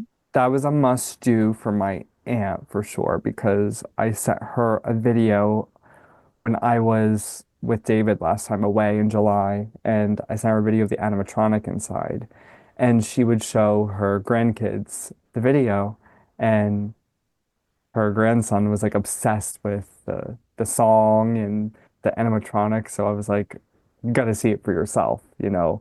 And we got on that, and we all very much enjoyed that ride. That ride's very pretty. It's So very, pretty. it's very pretty, and it's very relaxing, and it's not very immersive, but the screen's really cool. The storyline's great. I love that ride. I love that ride. It's a good ride. I think it's a good ride if you don't have to wait too long. I wouldn't wait more than 15 minutes for that ride, to be Hmm. honest with you. But Hmm. because we had that lightning lane, that's why we got on it. I would not wait more than 15 minutes to get on that ride, though. That'd be a bummer. I know. And then we got off, and then I was the only one that had lightning lane for Flight of Passage. So I rode solo. I wasn't sure how my aunt would react to that ride. I know she'd be okay on Soarin', but I think this is like a lot more intense than Soarin'. And for some reason, even this time when I was on the ride, I started to get a little like dizzy a little bit. Mhm. I had to close my eyes a couple times on this ride, but I still love this ride. I think this is one of the most incredible rides that Disney's built, 100%. But if you do get motion sickness, it is no bueno for you. It is no bueno for you. No bueno. But like you said, closing your eyes is an option. It is, but I will tell you, you still feel that move. Hmm. The movement's pretty intense for a motion simulator for sure. The movement's still intense. I got off, and then it was time to park hop over to Epcot. We had we originally had a 1 o'clock Nemo Lightning Lane, and when we got there, it was down, which I was shocked that ride went down. Me too. And it was down for almost the rest of the day we were there. What the heck? I don't know what the heck happened there. I don't know what the heck happened there. But we just decided we'll go in the aquarium and just. So we went into because that aquarium's pretty cool. They enjoyed the aquarium. And at this time, the Flower and Food Festival was just getting set up. So I think it was only 2 days away. I actually was only a day away because it started March 1st, I think. So most of the flowers were out, and my aunt was in So her pretty. in her glory. It was gorgeous. They do a Hmm. very good job on those flowers. So she was walking around, taking pictures, and then by the time 2 o'clock came around, our lightning lane for Soarin' came up. And this ended up being my aunt's favorite ride of the entire trip. She said this was the coolest ride she's ever been on. She was a little Oh, nervous when we went in the air. She was, does this go really high? And I'm like, no, you're gonna be fine. And I couldn't believe her face, her jaw was like dropped the whole time because she's never experienced anything like that before. She couldn't believe the smells and the movement and the, the screen. She said it felt like you were actually flying, and I'm like, I know, it's a cool ride. It's a really cool ride. I love that. That's why it's always fun to sit next to first timers. It's awesome. And I remember you telling me a long time ago that it's really fun to sit next to people that ride something for the first time. And Hmm. you're totally right about that. It's almost like you're experiencing the magic with them for the first time again. It's awesome. Yeah, and the single rider line sometimes gives opportunities for that. Hey, have you ever been on this? Nope. Yeah, Okay, great. Now you just get to watch your yeah, reaction yeah, me because too. I don't normally ride or travel with first timers, but single rider puts you next to people you've never met. Totally. And then you get to make some friends, you know? Make some friends and see their reaction. Yeah, totally. Yeah, we really enjoyed Soarin'. Soarin' was awesome. And then I figured we didn't get a lot of rides in this park. Me and David couldn't miss Guardians of the Galaxy. And this Hmm. was very interesting because a couple days before we got there, they opened up Guardians of the Galaxy to standby queue. Hmm. And I couldn't believe the wait for the standby queue this day. It was over 4 hours long. And now you know why they use virtual queues. I So the I standby line doesn't grow like that. I think that was a big mistake for them. I really think that was a big no. They should have never done that. I think that ride should always just be a virtual queue. I do. I think that's just one of the attractions there that to keep the line down. I, I don't know. I just think it's not right for people to wait 4 hours in a line and waste It- half their day in line. I yeah, think and if they're in line, they're not spending money. no, exactly. So what's the benefit that they're getting out of it, you know? The benefit for you is that attraction is soaking up a lot of people that aren't other places. Yeah, yeah. And I will tell you that freaking $20 lightning lane, it was so worth it because Hmm. my $20 is worth more than 4 hours of my time. Yeah, I'm glad you mentioned it because I think the Lightning Lane's even more valuable now there. It's it was actually more expensive. Actually, I don't think it was 20, I think it was $26 when we got it. Hmm. It was Hmm. $26 a person. So it was $50 for two people to ride Guardians of the Galaxy, but for that ride, I'll pay $50 to ride that ride any day of my life. And we sat all the way in the back, which I feel like is the most intense seat, which I was pretty excited. And there was two girls that waited 4 hours in line, and they sat in the seat and they're like, "This ride better be worth the 4 hour wait." And I turned around and I told them, I'm like, "This is going to be the best roller coaster you will ever ride in your entire life." And they were like bratty teenagers. They were like, "Oh, it better be." And I'm like, "Don't worry, it will be."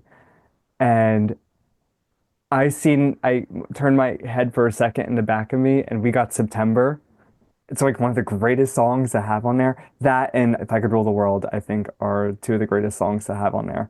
And I seen them flailing their hands, screaming, laughing, crying. And after the ride ended, they tapped me on the shoulder and they were like, "That was absolutely worth every minute of my wait." And I'm like, I told, It is it's, such a long time though. I know, 4 hours for that ride. That ride is, I would not wait 4 hours for it, but if you're gonna wait 4 hours for anything, Hmm. it's probably that ride, Hmm. hands Hmm. down. I wish I could. I get so upset sometimes because I'm like, I wish I could just go on that again. And, Yeah. You did your one Lightning Lane. and that was it, you know. I was like, darn. I'm like, now I'm not gonna ride this the next time I come, you know. At least with the virtual queue, you could do both. That's what we did. The last time we were there, we did the virtual queue and we bought the lightning lane. So, and ironically, our virtual queue is the same time as the lightning lane, so we went right in a row, and Yep. it was perfect, you know. I do think you would love an after hours event because it kind of gives that premiere pass vibe where you can Yep, ride yep. things without lightning lanes, but you can do it unlimited. So they had the after hours event that Thursday we were there, but Uh-huh. I was just like, had that whole day in Magic Kingdom. I was just Hmm. like, I can't do that to myself. And we have the cruise coming up, so I was like, I gotta like, Yeah. gosh, so In the future, I think that would be a good fit for you. I think that's what I'm probably gonna do next time. I'm gonna try to plan a trip around like an Epcot after hours event. I feel like if any of the parks are worth it, I feel like it's gonna be Hollywood Studios and Epcot, just for Guardians of the Galaxy on its own. The issue with Epcot is that the two most popular rides, Remy's and Guardians, are really far apart. So you spend a lot of It's, time walking. And it's then so far, so it is far. so far. And then Guardians has such a long pre-show that there's only so much many times you can do it because you're just That's waiting. That's one thing I don't like about Guardians is how long the pre-show is. It's Hmm. cool. I enjoy it. But like after the first time you see it, you're like, okay, let's go. I want to get There's on. so many steps. Yeah, you go into the teleportation room and then you get teleported and then you're Hmm. here and then you're going through, that's my pet peeve is going through that funnel of people. It gives me such anxiety where I'm like, people are pushing and I'm like, I pray to God I don't get trampled right now. Yeah, I've gotten stuck in there and I'm like, well, I didn't know I was claustrophobic, but I guess that's a new thing. You won't know until you experience something like that. Yeah, exactly. Yeah, but it's a great ride. We got off that and I figured we would do one more ride, and my aunt really wanted to see the World Showcase. So I was like, okay, let's do one more ride and then we'll walk around the world. So I decided a great ride for everybody would be classic Spaceship Earth, Hmm. which you're gonna be shocked. The line for this day, Epcot was off the wall this day too. It was an hour long. But did you have a lightning lane? We had a lightning lane. Okay, A great. lightning lane. That line never gets that long. That line never gets that long. I was there during Christmas and the line wasn't even that long. I was shocked. But we got on Spaceship Earth and I've actually never been on that before and I really liked it. I really enjoyed that ride. That ride's really cool. The effects are really cool in it. I loved when you were going down backwards and you were going out of like you were coming out of outer space. I Hmm. Disney never ceases to amaze me with how old the ride was and how like technologically that must have been advanced for the time it was. That's Hmm. what amazes me, and it still is. So that's what's cool about it. Yeah, we really enjoyed that, and then we went on our adventure around the world, and my cousin, my aunt's daughter, challenged my aunt because my aunt's a very plain eater to eat one thing that she never eats and drink one thing she never drinks. So my Hmm. aunt doesn't drink alcohol and my aunt hates spicy food. So I was like, Mexico it is. that's what, oh my God, you read my mind, girl. You read my mind. So we went right over to, well, we walked around the world quite a bit. She was like looking at everything, just taking pictures, seeing all the countries. She was like a little disappointed with, she thought there was going to be a lot more stands out with like food. And I told her, usually when the festivals start, that's when you see a lot of the vendors out. But right now they're in between right now, so it's a little weird. But we went right over to the Mexico booth and she got an empanada, which you'll be shocked that she's never had before. She never had an empanada, and she got a margarita. And we all, so I recorded her on video eating the empanada, and she's trying to speak Spanish. And, my aunt doesn't speak any Spanish, so she's trying to say hot in Spanish, and she says abuelo. And I'm like, it's not abuelo. And she goes, oh, caliente abuelo. And I'm like, you're telling the camera there's a hot grandma on. Yeah, I was like, what is she even trying to say? So, yeah, she And the Spanish speaking cast members are probably like, what? they're staring at us like these people are so white. We're totally not cool at all. She tried it and it was hot. The empanada was spicy. And I eat a lot of spicy food and I love spicy food, but this was hot. And we had 4 straws in the margarita, so we're all drinking the margarita. And then we decided to throw it out maybe a quarter of the way through because it had so much darn tequila in it that if I drank that whole thing, I would probably be into flowers in Epcot. So I decided that because I don't drink at all. So Mhm. I was like, if I drink, this is going to be the end of me. So let's not do that. And I have to be up early tomorrow to get on the cruise. So. So we finished that, and then we had an 8 o'clock dinner reservation for the Yachtsman Steakhouse, which this was another one of my favorite restaurants. My mother-in-law had to skip out on this. Her foot was not feeling too good. So she stayed in our beautiful Grand Floridian room, which she was totally cool about. Because I told her, you want to get up and watch fireworks at 8? They're right on the balcony. And then me, my aunt, and David all went off to the Yachtsman, and we had a really lovely dinner. Disney restaurants I've never had a bad meal at Disney ever. And for people that tell me the food at Disney isn't that good, I don't know. I can't understand it because these restaurants are to me are almost equivalent to New York City quality. The Mhm. Yachtsman was unbelievable. Unbelievable. People have entire businesses just talking about Disney and food. Like It's the it's greatest. It's so good. For the people that don't like it, I'm like, I just want to shake them and be like, why don't you like it? Why? It's so good. My steak, I go to steakhouses all the time. And every time I ask them to cook my steak medium well, half the time it's overcooked. This was the only time that my steak was cooked to perfection. It was so good. I had a baked potato, we had Caesar salad, we had dessert.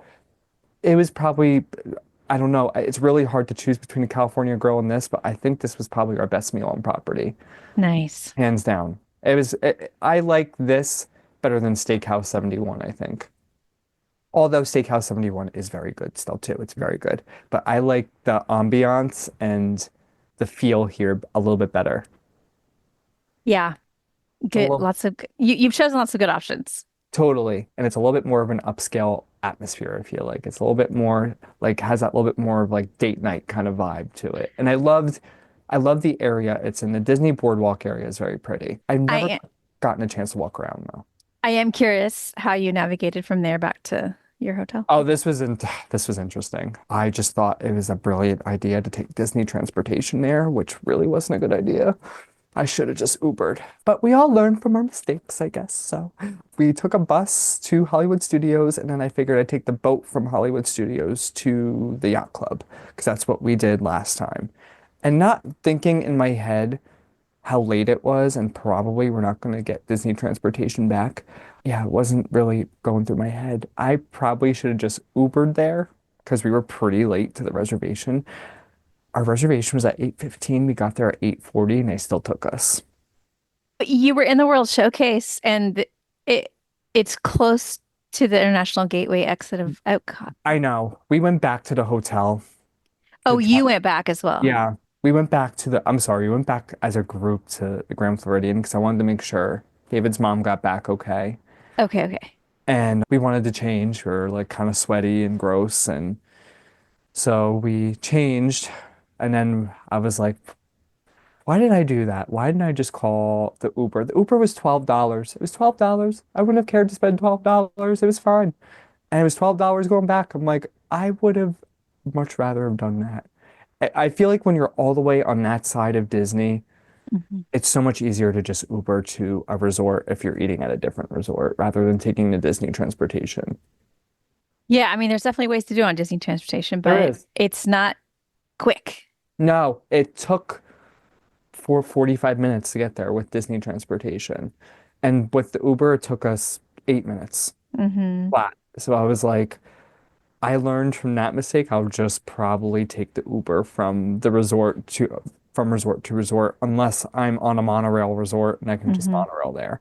Because it just becomes a pain in the butt to figure out like, okay, maybe if I just take the bus here, take the boat here, do the sky, easier to take an Uber, especially between Magic Kingdom and Epcot and Hollywood Studios properties. I feel like they're two separate entities.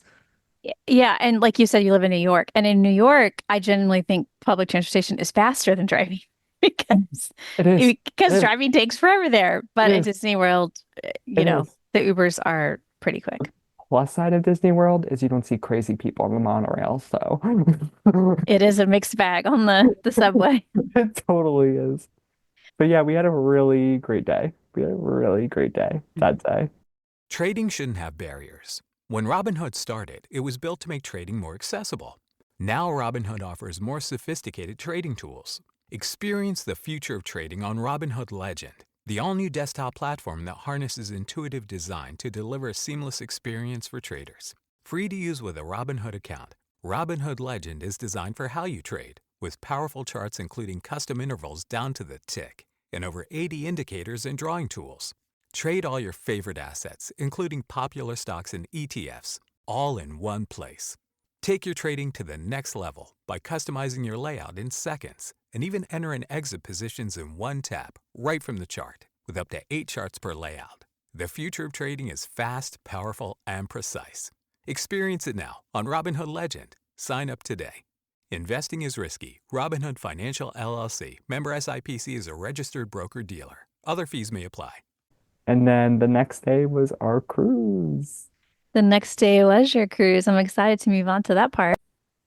Okay, so let's move on to the cruise part. It was so Saturday, March 1st, and you were headed to the port via Disney transportation. Yeah, so this was really nice actually. So the night before, they had us leave our luggage outside the room, and they were going to pick up the luggage at 7 a.m. that day. So whatever luggages we were checking, we forgot our luggage tags at home, but it's really nice that all the resorts already have the cruise line luggage tags on them already. I think they prepare for the situation all the Mhm. time. So we just marked our luggages, put the tags on, left them outside our room, and what do you know?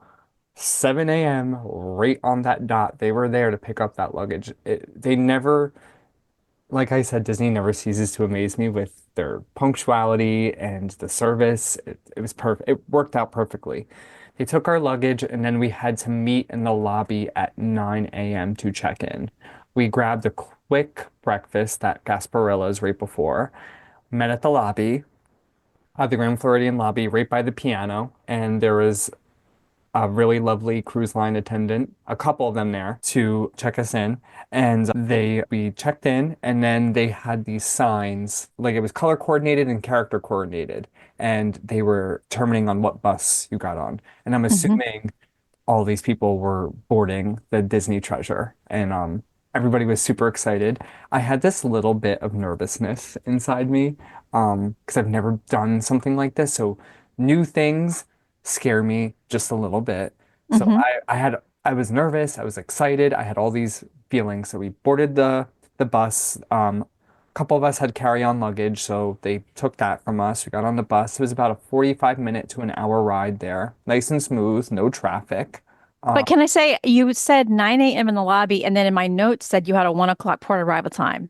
That feels So like a big gap.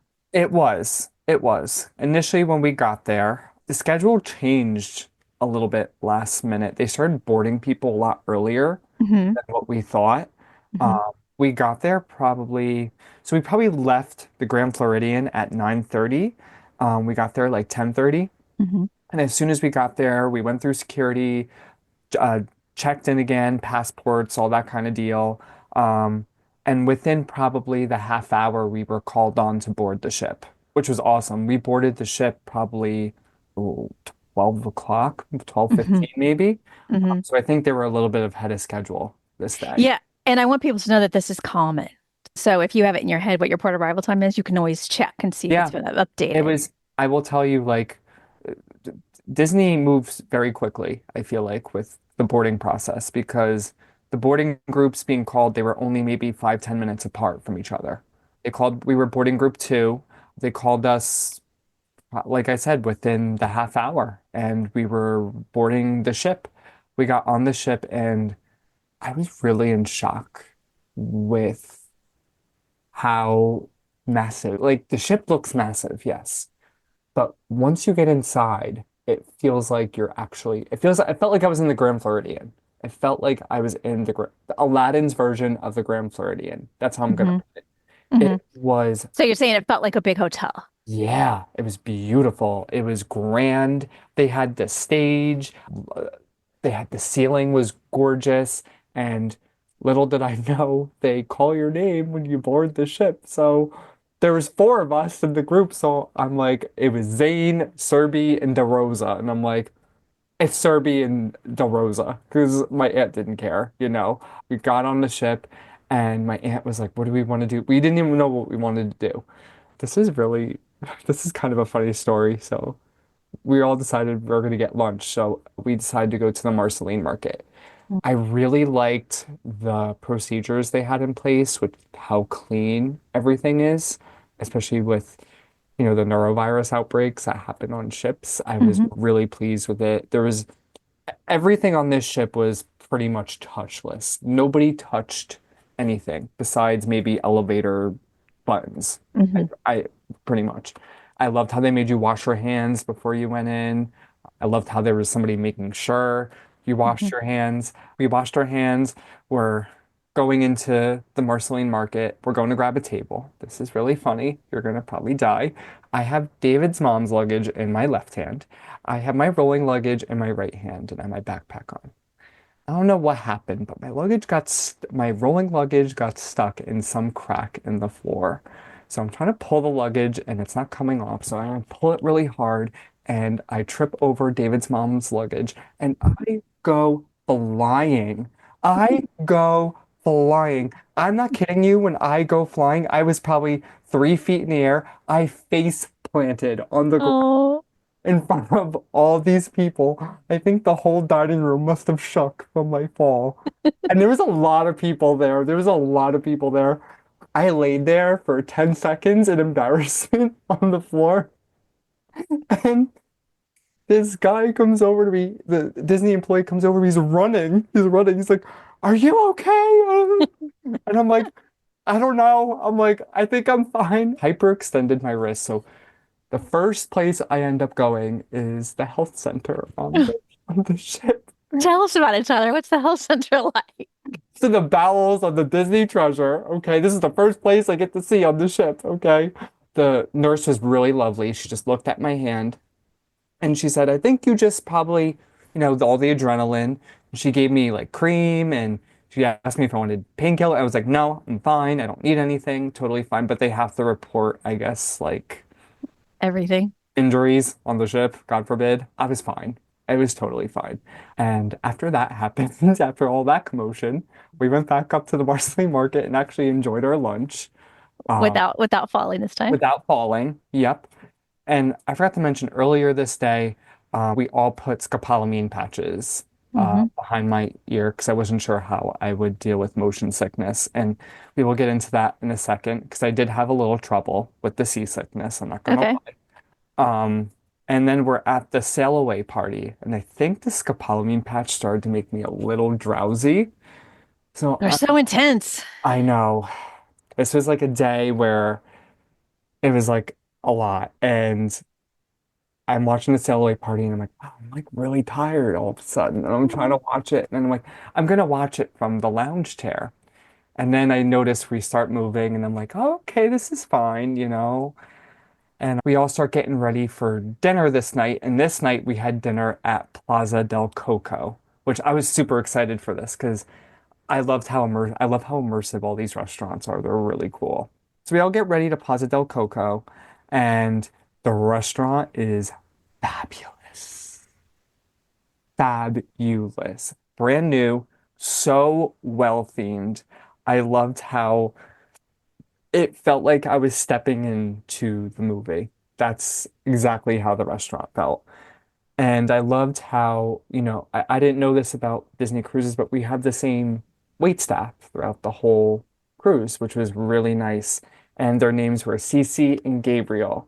And they were the most lovely wait staff I've ever met in my entire life. They were so kind. And I really love that on these ships, everybody's from a different country and they have a different story. And the di that's another thing I really loved about the ship was the diversity of all the staff. It's Hmm. really cool to hear where they're from, their family lives here, they started the job here. It's amazing. And the name tags give you a great, like, jumping off point to talk to them about that stuff. Totally, totally. We hit it off with our wait. We loved our wait staff. Love them. It's a good thing because you were spending the week with them. Exactly, exactly. So we're sitting in the dining room, and they have like chips and guac in the middle. It was delicious, by the way. The food is phenomenal on this ship. There was not one bad meal we had on this ship, I will tell you that. Hmm. And I'm sitting there, and I'm not nauseous, but I feel the ship moving for sure. I feel the ship rocking a little bit. Hmm. And I'm sitting there and I'm like, okay, it's okay. You're fine. Don't worry. Everybody's having a good time here. And then I start to feel like dizzy a little bit, like weird. And I go to everybody, I'm like, is it moving? And everybody's like, no, it's fine. And I'm like, really? I'm like, okay. And I'm sitting there more and I'm like, okay, I gotta either go outside or lay down in the bed because I started to feel like weird. And I think it was just me getting accustomed and getting my sea legs. I think I read online that it's normal for you to feel like odd the first day you're on the ship. But also, you had a scope patch on. And yeah, I think this is where my mistake went. I think my scope patch made things a little bit worse. Hmm. I think if I didn't have that on, I think if I would have just taken like a menazine or like a C-band, I think I would have been okay. I think these scope patches messed with me this whole trip, and I wore them the whole trip, and it was a big mistake. Don't do this on your trip. Don't do this on your cruise. Take the non-drowsy Dramamine or the menazine, and you're going to be fine. And I guess say the scope patches in case it gets bad.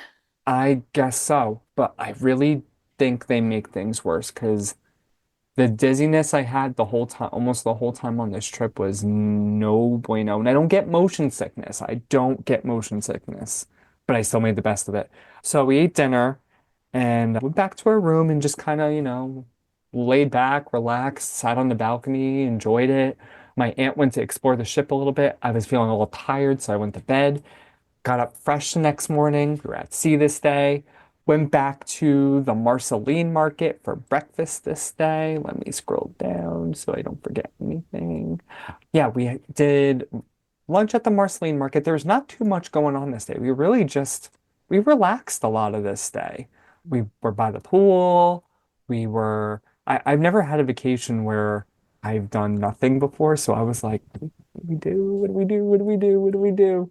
Because it's not like the theme parks where you're planning it out. Oh, this is just so like laid back, and it's Mhm. really nice to have that time, because sometimes I feel like as people, like and with the society we live in, we work so much and everything's always planned and timed and on the go all the time that we forget like how to actually unwind and relax.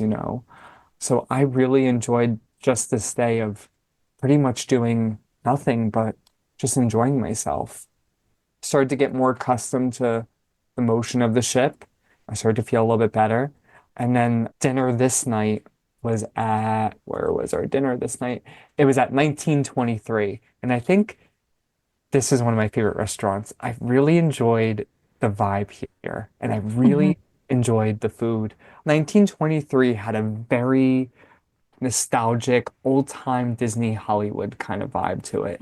And Mhm. you dress a little formal for here, which I like. I love dressing up for dinner. It's one of my favorite things to do. And we met a really nice couple that sat next to us every night at dinner. We made Not friends. at your table, but at a nearby table. Yep, yep. They were right next to us. And the tables are pretty close in the dining room. So you're pretty intimate with one another. And they had the same wait staff that we did. So, there were nights where she just kind of read the menu to us as a group. We totally didn't mind. These people were awesome. And you meet people that had the same interest as you in these cruises. And it's really nice to come across people like that because I feel like it's really hard to come across Disney people in this world because some people look at you and you're like, wow, you're into Disney and you're an adult, and you're just like, I yeah. also think people that are like cruise people that do like the other cruise lines are not necessarily the same No, people on Disney Cruise. I no, do tend to like the Disney Cruise people in general. I do too. It was, and I will say, like, the overall ship had a very upscale feel to it. It was Hmm. very nice. It was very nice. I did not expect that at all on the ship. I think it goes with the thing that I always say, which is I love the nice Disney experiences because they are really nice, but not pretentious because it's Disney. So like That you've is done lots of nice stuff. You stayed at the Grand Floridian, you've been at California Grill, you've gone on a Disney cruise, and it's like they're all nice, but everyone's nice. but nothing is pretentious. And that's Right. what I like about it. That's what I love. Everybody is so friendly, so Yes. nice. And it's really nice to be in a really nice atmosphere like that and be Hmm. around people that are so friendly and so accommodating and don't judge you by the way you look and what you wear. And it's reassuring, actually. 100%. Because anywhere you go, like where I live, if you go somewhere nice, it's like favoritism over here. And on the cruise ship, there is none of that. None of that. You want to buy Yeah. something? What do you want? You tell me, and I'll get it for you. You want to eat here? You tell me, and I'll do it for you. That's what was so nice about this trip. Yes. I 100. do love it. It just occurred to me that you would have experienced a lot of these kind of upscale experiences, but with nice people. That's what's nice about it, and I enjoy that, But yeah, we had a really nice day that day. It was really relaxing. Monday was a little bit more adventurous. We decided to venture It off was and it was another day at sea. it was another day at sea. We decided to do a little bit more things on the ship this day. We decided to do a lot more activities. We did breakfast at the Marceline as usual. I loved Why are we whispering? it. It was so good. It was so good. It's a buffet, but it's good. No, it's not buffet. It's not a buffet. A buffet, this was like a glamorous buffet. This was fabulous. The food was not crappy. It was great. It was fresh. It wasn't anything like buffet food. It was good food. There was nothing in that buffet that wasn't good. And every morning, I just enjoyed my experience all the time at the Marceline Market. It was awesome, as did my aunt and my mother-in-law. Because you could just keep going back for more if you want. That's the beauty of it. If you want to eat, you eat as much as you want, and it's free. And it's free. You just keep It's going. free. Hey, well, for you it was really free, but for the People, but for those of us that have to pay for it, it's included. I would, and I will tell you, I would pay for this. Hands Mhm. down, worth it. What you pay is what you get. I will tell you that because the food is phenomenal at the Marceline Market. And then after we did breakfast there, David and I decided we were going to go by the pool again, and they have the Aqua Mouse. So I'm a ride person. I'm like, of course I have to do the Aqua Mouse. I was so excited to try this because I looked at nothing online. I wanted it to be a surprise. Mhm. So my aunt and my mother-in-law this day went off and did their own thing. They went into the adults only. That's another thing I really liked is there was an adults only area on the ship and that was really nice too. And I think the whole day they were pretty much in the infinity pool the whole time. Just getting whatever they don't drink, so they were just getting like iced teas all day and just enjoying their life in the pool. I was so happy to see that because neither of them had a vacation like that in a long time. Uh, But me and David got on the Aqua Mouse, and I was shocked that there was a ride like this on the boat. It was the coolest water slide I've ever been on. When you get in the tube, when you start going up, and all the screens are in the inside, I was like, how is this on a Disney ship? How is this on a cruise ship in the middle of the ocean? This is unbelievable. And I couldn't believe I know it's a water slide, but I really couldn't believe how wet you got on this. I drenched, soaked, 10 times more soaked than Tiana's. But I got on this 4 times on this whole. did you have to wait very long? The day we were at sea, it was about a 25-minute wait, which wasn't bad, but the wait didn't get longer than 25 minutes. Hmm. But we got on that and then we got off and we went all the way on the top deck in the adults only area and I just laid in the sun for until the sun went down because I was like, I'm really enjoying the warm weather and just the sea was really calm this day. So the boat wasn't rocking or swaying. It was like glass this day. Hmm. And it was really nice. And then after that, we had dinner you see, this is where I get really torn up because I can't decide whether Marvel or 1923 was my favorite. Because the Marvel experience was really cool. It was really Hmm. Spider-Man came out, the superheroes came out. There was this interactive like vase on the table asking you trivia questions, and you pushed all these buttons on the thing. And on top of that, you would think because the experience is so good, the food's just gonna be like, okay. No, the food's out of this world, amazing. The food was so good, and I think this was probably one of the best meals I had on the trip. And you were seated close to your new friends. And I was sitting close to my new friends, and I could tell his name was Gary. They were an adult couple. It was Gary and Christine. Very nice. They were from Wisconsin. And they were having so much fun. It was so nice to see like your friends having just as much fun as you were and enjoying the experience just as much. We had a really good night at that restaurant. It was pretty awesome. Nice. And then I had an appointment this night at Hook's Barbery. I was very excited for this because I'm a hairdresser, I was gonna say, no pressure. but I'm not Uh, picky. I am not picky with my hair. I'm not. So I got a shave and I got a haircut. And I could tell the girl was really nervous because she was like, "You're a hairdresser?" And I'm like, "Yeah." I'm like, "How do you know that?" And she goes, "Well, your tattoo on your forearm." And I'm like, "But don't let that pressure you." And she goes, "Well, what do you do to your hair?" And I'm like, because the guy that cuts my hair, I don't, I got my hair cut tight. He just does what he wants. I don't know. And he tells me, he's like, "What do you want to do?" And I'm like, "You tell me. I don't know. You do whatever you want. I don't care." And I told this girl the same thing, and she seemed really nervous. And I was like, just don't be. I could tell she was like shaking in her boots, and I'm like, "It's fine." I'm like, "It's hair. It grows. I just want the experience. That's all I want, you know?" And I will tell you, it was probably one of the best haircutting experiences I've ever had. what made it good? I will tell you, it's not cheap. It was $95, but the shampoo they give you was 20 minutes. Your Mm. head's in the sink and they're just massaging your scalp, giving you like all these scalp treatments. They do a scalp exfoliant, they give you a hot towel over your head, they put a mask over your face, they steam your face, and then they cut your hair, and then they do the hot towel shave. It was just it was relaxing. People in there were lovely. And then they give you like complimentary, which I had to have, even though I don't drink. They give you like an old fashioned and a cup Hmm. complimentary. And that was a really nice touch too.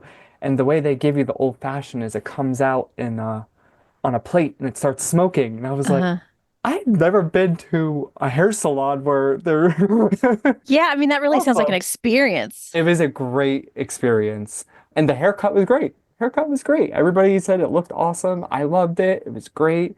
And they also have the female friendly salon there, Untangled. And of That's a cute course, name. it's really cute. And of course, I had to stop in there and see what that was about because I love my job very much. And I was like, I just have to see what this looks like. I was amazed with how this worked on a cruise ship. They do everything. They do haircuts, they do color, they do highlights, they do keratin treatments, they do anything you want. And all the people that worked in there were so lovely, so lovely. And they asked me if I wanted an appointment, and I'm like, well, I would, but I kind of cheated. You're like, I already did mine. Went next door, sorry. But I did do a seminar there later, and we'll talk about that. But after I got my hair cut, this is an ongoing thing. We did a couple of the activities. They had a lot of trivia on the ship. And this was probably one of my favorite activities to do on the ship was the trivia. Hmm. We tried, these trivias are not easy to win. No. They are very hard. They are very hard to win. We came close a lot, but it was not easy. It was not easy. We did like four in a row this night. We were probably up to 11:30 at night doing trivias this night. We did like a Disney music trivia. We did like brain teasers. We did majority minds. It was awesome. And all the whole entertainment team, they're great. They Mm. really know how to make it fun. And you can tell they really love what they do because they get really involved in the crowd and they're laughing and they're joking. And it was probably one of my favorite activities on the boat, 100%. Uh-huh. So that was your post-dinner That was our post-dinner. entertainment. Yep, yep, that was our post-dinner entertainment that night. And you did have early dining on this. How did you feel about early dining? I liked it because I could take advantage of what was going on during the nighttime.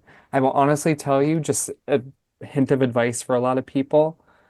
A lot of the activities, like the trivias and the dance parties and the karaoke's, that happens during the later dinner times. So you can miss out on a lot of that if your dinner time is later. And dinner is I noticed dinner is an hour and like 45 minutes every night. So Mm-hmm. you can miss a good chunk of your night if you don't, if you, I mean, there's activities before that too, but Mm-hmm. usually people are outside on the deck and you come back and you get ready for dinner. I think the earlier dining time is a much better choice than the later dining time. 100. Yeah, it is my preference, but there are plenty of people that like that later dining. I know. I usually eat late. I'm not Hmm. an early eater, but the activities they have during those times are the best. They're the best. Yeah, They're the I best. I agree. That's kind of why I like it too. Me too.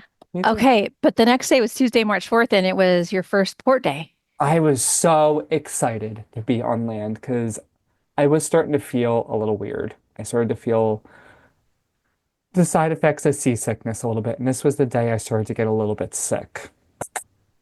I started to like have a sore throat and congestion. I did not let this stop me. I did not let it do anything.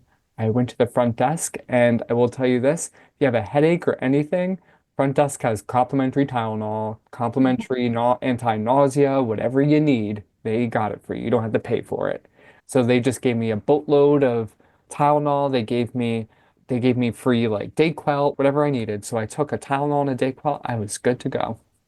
So this day we were ported in Tortola. I was so excited for this because I've never been to the Caribbean. I've never been on an island. And when I walked out onto the balcony in the morning, I was amazed with how beautiful the water was and how beautiful the mountainous islands were. It was unbelievable just to be docked in a different place from 24 hours ago. Hmm. And waking up there, if nothing. And my aunt got up really early that day so she could watch the ship port into the dock because she really liked to do that. But this morning, we headed off to Marceline as usual and had a fabulous breakfast. And then we got off the ship probably, I'm going to say we got off the ship pretty early. We got off the ship at like 9 a.m. this day. Hmm. And we had an excursion this day. We had a 4x4 adventure to the beach. And this was really interesting. These 4x4 adventures are pretty, they're pretty intense. They're rough. And all 40 did it? All four of us did it. All four of us did it. These are pretty intense for sure. They're bumpy, they go fast. People drive like maniacs on this island, so it's a little scary, but it was really cool. He drove us all the way up the mountain, all the way onto the other side of the mountain, onto the beach. And he stopped at all the vista points on the mountain so we could take pictures. And points he stopped at, he really knew what he was doing because it was breathtaking. It was like it didn't even feel like I was on this planet. It felt like I was somewhere different. It felt surreal. Um, Did you book that through Disney? we booked that through Disney. We didn't book any excursions outside of Disney. Considering this was our first cruise, I just didn't want to take that risk. They're expensive, but they're it's worth it. It's worth it. And we had a really great experience. We got to the beach probably about 1 o'clock, Hmm. and we were there till about 4. We were And there. you had beach passes to do that, right? Yep, yep. It came with the 4x4 ride. Um, Okay. and it was gorgeous. The beach was gorgeous. The water crystal clear blue. The sands totally sand dune white. Never seen anything like this in my life. Never. And I just kept walking along the beach. And I don't know why I didn't do this, but I didn't put a swimsuit on for some reason this day. I thought this was going to be a little bit more adventurous, so I had sneakers and I was prepared to do a little bit more walking, but it was fine because I just took my shirt off and left my shorts on, and I was like, this is fine, and I put my feet in up to my knees. The water was gorgeous. We really enjoyed it. And we headed back to the ship probably about 4 o'clock, and we got back on the ship 4:45 this night. And then all aboard was 5:45. And then we were off to St. Thomas that night. And then this night, we skipped out on our dining time and we decided to do something a little bit more casual. And we just ate right on the deck, the pool deck, right at Goofy's Grill, which I forgot to mention how good that food is too, because I got a taco from, I forgot whose Katina it was. It was some character's Katina. I think it was Daisy's Katina. These tacos were unbelievable. So good. So good. My aunt got she got this brisket all the time. The brisket was phenomenal. We all got something different. And we all got ice cream after. The unlimited ice cream is also Gotta the do best it. part of the trip. Gotta do it. Gotta do it. Gotta do it. That was a really good time. And after a while, I started to feel worse, unfortunately. We were in a trivia and I started to get chills and started sweating. I was like, this is not good. And I'm like, is it really cold in here? And I'm sweating. And turned out I probably was running a fever this night. Hmm. So I took a Tylenol and I laid in bed for a little bit. And then I got back up because there was an activity I wanted to do. And this was the first of three. They did three of these a night. So we're all into jewelry. I love jewelry. I love my jewelry. I love jewelry. And there was a lot of very nice jewelry stores there. And I couldn't buy anything because I was like, I want to buy something, but I'm like, I'm not going to buy anything. I stopped myself. And they had in the jewelry store every night, they had this ring. And if you guessed the carat of the ring, and if you got it right, they'll give you a free piece of jewelry. And this night I guessed it. I was 1 carat off from my guess. And this other girl won, and I was like, necklace.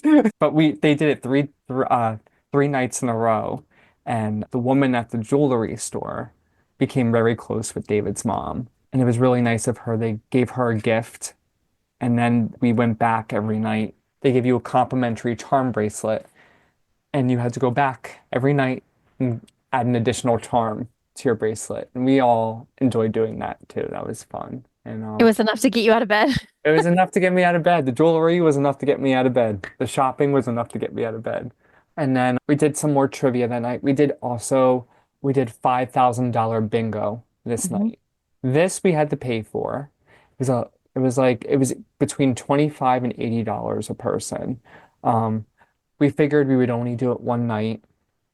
I really thought I came really close with all these things and didn't win. Hmm. I was The cruise that you're on is you won it though. I did. I did. I did. I did. So in that defense, I did win something. Did win something. Okay, okay. I You have did. good luck. I do. Not me. David has better luck than I do. Yes, Um, but you benefit. Listen, I just got lucky to tag along. I was one number off in bingo, and I really enjoyed the bingo. The bingo was a lot of fun. And then we went off, did more trivia, and then I kind of just went back to the room because I really wasn't feeling well at all. I started to really feel, I'm pretty sure I probably should have tested myself, but I think I got COVID. Because when I went down to the ship, to the health center to get more medicine the one day, there was a lot of people down there that had the same exact symptoms I did. You are on a ship with a lot of people, so you have to remember like boost your immunity before. I have a very weak immune system, so I get sick easily. It was inevitable. It was fine. You make the best of it. I went to bed. But you're also rooming with three people. Exactly. Exactly. You're very close with everybody in proximity, you know? Hmm. And so that night I went to bed. And then the next morning we woke up in St. Thomas. This was our second port day. Yes, your second port day, but how do you do this if you're not feeling well? Dayquil and Tylenol. That's what Hmm. I did. Put a mask on, made myself, I was not missing out. I was not missing out. No way, Jose. So this day was a little bit easier. There wasn't as an adventurous excursion this day. We got off the ship and we had an excursion booked for the St. Thomas gondola ride to Paradise Point. I was really excited for this. This was breathtakingly beautiful. And it's not a far walk from the port. It's maybe 3 or 4 blocks. And right outside the port too, there's a lot of really cool shops and like antique things and jewelry stores. And a lot of these businesses are small businesses, so it's really nice to support them, you know. So we got on the gondola ride and it took us all the way up this mountain at the very top. And it was, oh my God, it was breathtaking. It was so cool. We just walked around, we took a bunch of pictures, went in all the shops. David took my credit card and went a little crazy in the shops, and I was totally cool with that. Told him get whatever he wanted. And my aunt did the same thing. She was shopping, and my mother-in-law, everybody was enjoying themselves. I literally just kicked back on a chair and just enjoyed the view. Wasn't feeling too well, so I was just chilling out this day, just chilling out. And then we went back to the ship, and I was down for the night this night. Actually, no, I wasn't fully because we got right back to the ship and there was a matinee for Beauty and the Beast, and I couldn't miss any of these shows. I had to see at least one of these shows. I was blown away by this show. This show was believable. The effects, the acting, the singing, the music, the interaction they had with the audience. You cannot miss a show on the Disney ships. They're out of this world, breathtaking, unbelievable. Everybody, I think that was everybody's favorite part of this day was the Beauty and the Beast show. It was awesome. Nice. And you said that you were down for the evening, but you did go to that show. So then Yep. did you stay out after the show or did you go back? I was down for the rest of the evening. Mhm. Everybody else went to dinner. I think everybody went to our Marvel night was this night, so I was a little disappointed. But I just ordered a little bit of room service and just kind of laid back this night. And then I decided I would try to get this night was a little bit of a disaster. There's always one night that's a little bit crazy on a vacation. So I started to feel a little bit better. And I was like, okay, I'm like, I kind of want to like get out a little bit, maybe if I go outside, get some fresh air. And I wasn't noticing the ship moving as much, but this night we hit some pretty rough seas this night. It was Mhm. it was a little scary. And the captain made an announcement that we were heading into a storm and it was going to get a little bit rough. And I was in we were in where all the shops were, and we were going to do a trivia, and we were walking there, and we all felt the ship literally tilt, and me and my aunt went like, I was like, whoa! I was like, that was the weirdest feeling ever. And we got back up to the room. It was a little scary this night. The ship was really rocking back and forth. And it's nothing, I wasn't scared, but it was a scary feeling to be Mhm. on the ship and not have control of anything. But the staff was very calm about it. They were like, it's fine, happens all the time, and it's totally normal. And I started to feel better after people were just like okay about it. But that was I a know it reminds me of flying and there's turbulence and you look at the it's flight attendants and it's like, okay, they're calm. That's what I do. I look at everybody around me. I'm like, okay, they're not panicking. They're fine. I'm like, I mean, I looked in all the shops and I'm like, okay, the sweatshirts are still selling. So that's a good sign. You're looking for any signs of Normalcy. normalcy. Yeah. Yeah, normalcy. Yeah. I was like, it's fine. Don't worry. It's fine. And plus, I think on top of that, we were going a little bit faster because we were so far into the Caribbean and we had to get to Castaway Cay, which was a lot farther from St. Thomas and the other islands. So we got to Castaway Cay, safe and sound the next day, and we got You very you lucky. had a day at sea though. Yep, Thursday was the day at sea. Okay. Oh, sorry, yeah. Did I miss a day? Yeah, Thursday was the day at sea. That was the day I was down. That was the whole day at sea. And then we got lucky because the guy told us on Disney Castaway Cay Island, the past 3 days, ships weren't allowed to dock in because the weather was so bad. And I'm assuming that was probably the storm we probably hit on the Mm-hmm. way there for sure.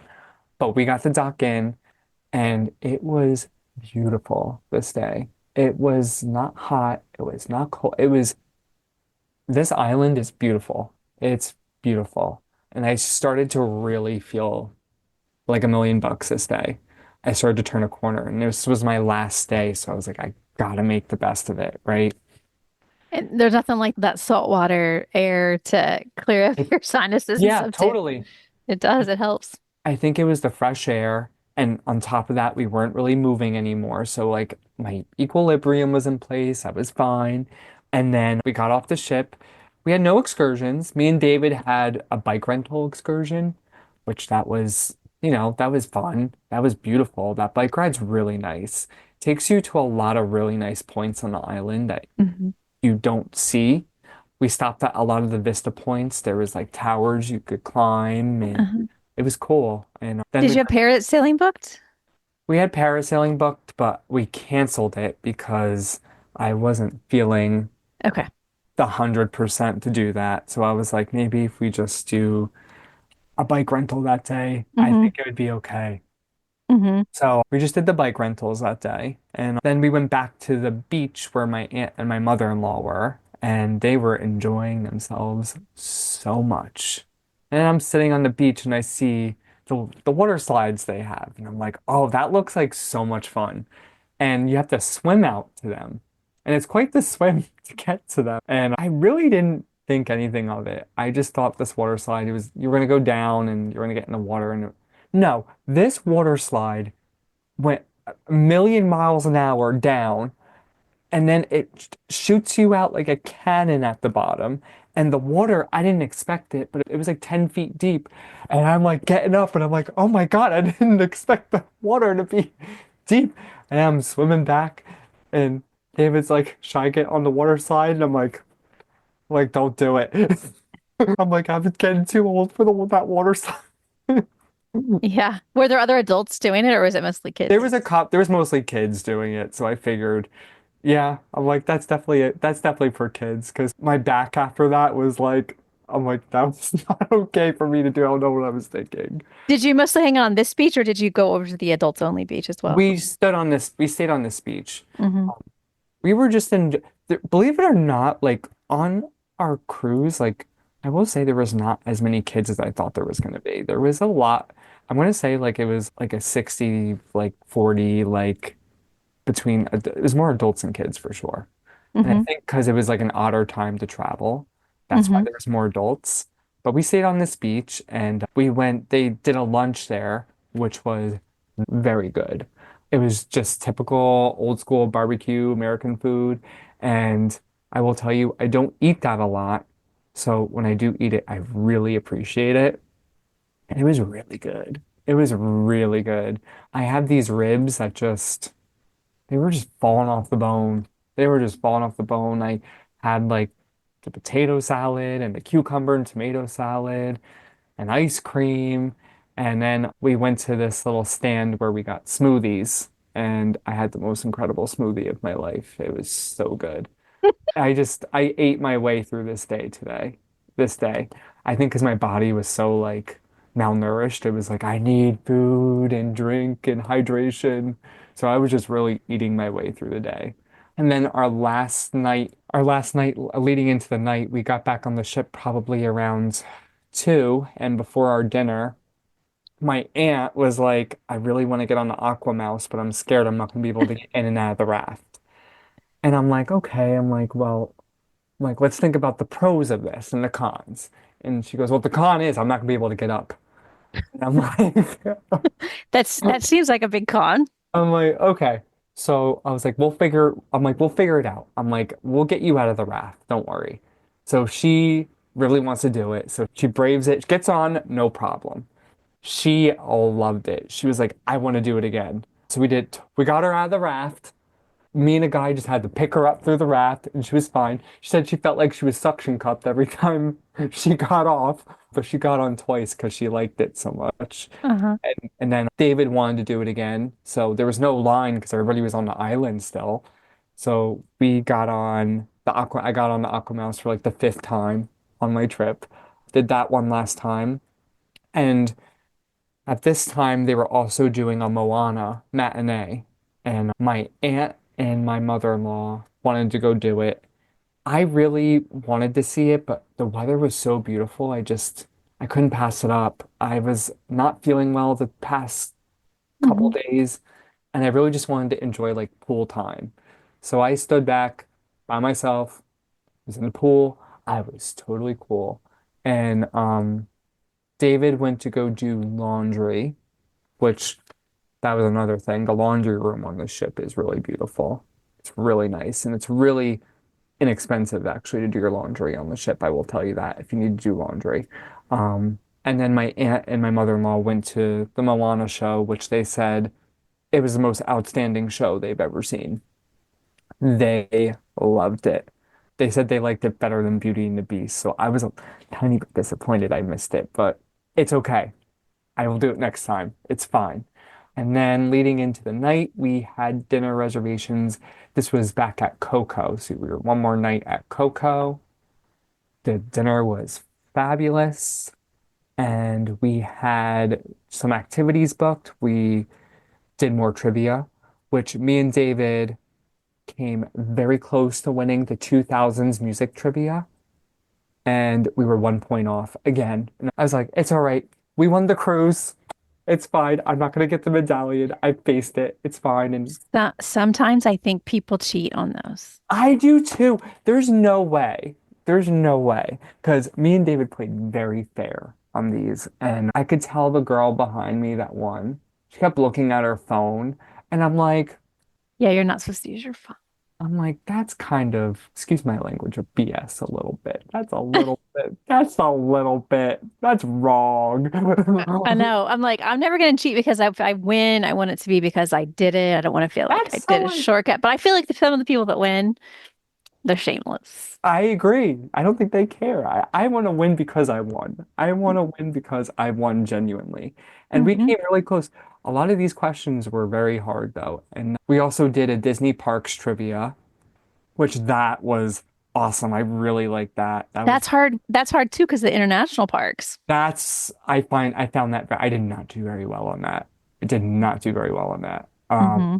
And then we did the majority minds again. I really like That's such a fun group thing. that's a fun group thing, and it's fun, it's laughter, and I will tell you, I think that was the most popular, one of the most popular activities on the ship. A lot of Yeah, people like that. for people that haven't done it, it's a little like Family Feud. Like you are guessing what people are going to say to a question, and so everyone gets to be involved. And I will tell you, me and David were definitely the majority of the people because we kept answering the same thing as everybody else. And the questions are brilliant. What else did we do that night? We did, and I think that was it. We kind of just wrapped everything up, and David wanted to finish some laundry on the ship. I know I keep saying, but that laundry room was really nice. It was really Ha- nice. It was your last full day, so I'm curious why the laundry before you went home. So we didn't have as much stuff, like dirty clothes to put in a suitcase, because we want to stay under that 50-pound limit at the airport.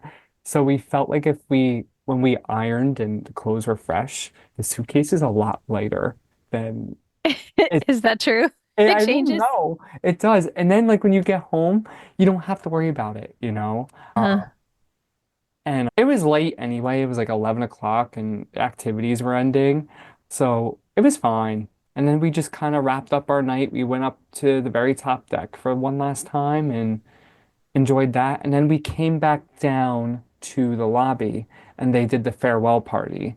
And that was really awesome. That was really awesome. Met a couple of the characters and it was nice. It was a really nice like goodbye to the Disney ship. you And start with a sail away party and you end with that, right? yeah, it was perfect. And then we went to bed and the next day we docked in pretty early that day. We docked in at like 5:45 in the morning. And it's funny because, you know, you see all the other cruise ships pull up and the Disney Treasure just feels like so much bigger and all the ships and these ships look like they're like this big compared to our ship. Couple of Disney ones are small too, though, so it They just kind are. of it depends. But the treasure is just Massive. it's huge. It's massive. It's massive. And it was cool I watched us dock in and kind of got ready to leave this day. And it was a little sad to leave, but you know, every trip's got to come to an end. You had a 12:30 flight. Yeah, we had a 12:30 flight. So this was interesting. We got our transportation. So the transportation was a Disney bus that took us right from Port Canaveral to the airport. And it was like an hour ride. It was fine. And then we got on our flight to go home at 12, like 12:30. And we were pulling out into the runway and the captain made an the pilot made an announcement, and he said there was something wrong with the fuel pump and we have to go back to the gate. And we sat in the plane for about 2.5 hours before we took Oh, off. that's It awful. was sucked. It sucked. It was hot in there. I made the best of it though. I just watched a movie. I was like, I'm just gonna watch movies. I'm like, when am I gonna have? I'm like, I'm just gonna watch all these movies until we take off. It's fine. And then we finally took off like 2:15, and we got home probably like 5:15, just Hmm. about. Um, Flight coming home was very turbulent. It was very rough. None of us felt great after that flight. So we all just kind of, my uncle picked up my aunt up from the airport, and David's dad picked us up from the terminal and took me and David's mom back home. And that was that. And I got home and my sickness kicked in even more because I think my body was like, what the heck did you do to me? And I was sick for all of this week, but now I'm finally on the mend and I'm recovering, so that's good. Yeah. It was worth it. Yeah. I mean, I'm glad you got some good time on the ship. I do think it's very scary to think about being sick during a cruise. Like you're floating in the middle of the ocean. Yeah, you're right. It is, but I will tell you and reassure you if you do get sick at sea, that Disney staff and the health center, they're very kind, they're very accommodating. Whatever you need can be sent to the room. You can have a doctor come to the room. Whatever you need, they will help you. They will Hmm. help you. Hands down, 100%. Well, I'm sorry you got to test that out. It started with the face planting and it continued with your virus. That was the best Uh, part. The face planting, Kai, I honestly tell you, that was probably a highlight. That was the funniest thing I've ever done on publicly, ever. I've never embarrassed myself like that. It was great. Great. oh, okay. All right. So, overall thoughts on Disney cruises? 100% recommend them. They're beautiful. They're beautiful and family oriented. So much stuff to do. So much stuff to do. Very clean, very modern. If you like the Disney parks, you will 100% love a Disney cruise. They're amazing and you will not regret it. And I think it will be a trip of a lifetime if you do take one. This is why I was excited for you to go on a cruise because you're so positive about Disney World, a place that many people do have criticisms of. And so I was like, well, I think maybe the cruise is going to be even It's better. total.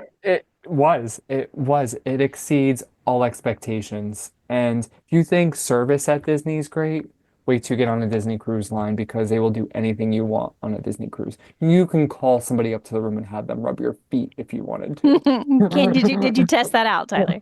No, I didn't, but I wouldn't recommend it either, but I bet they would do it for All you.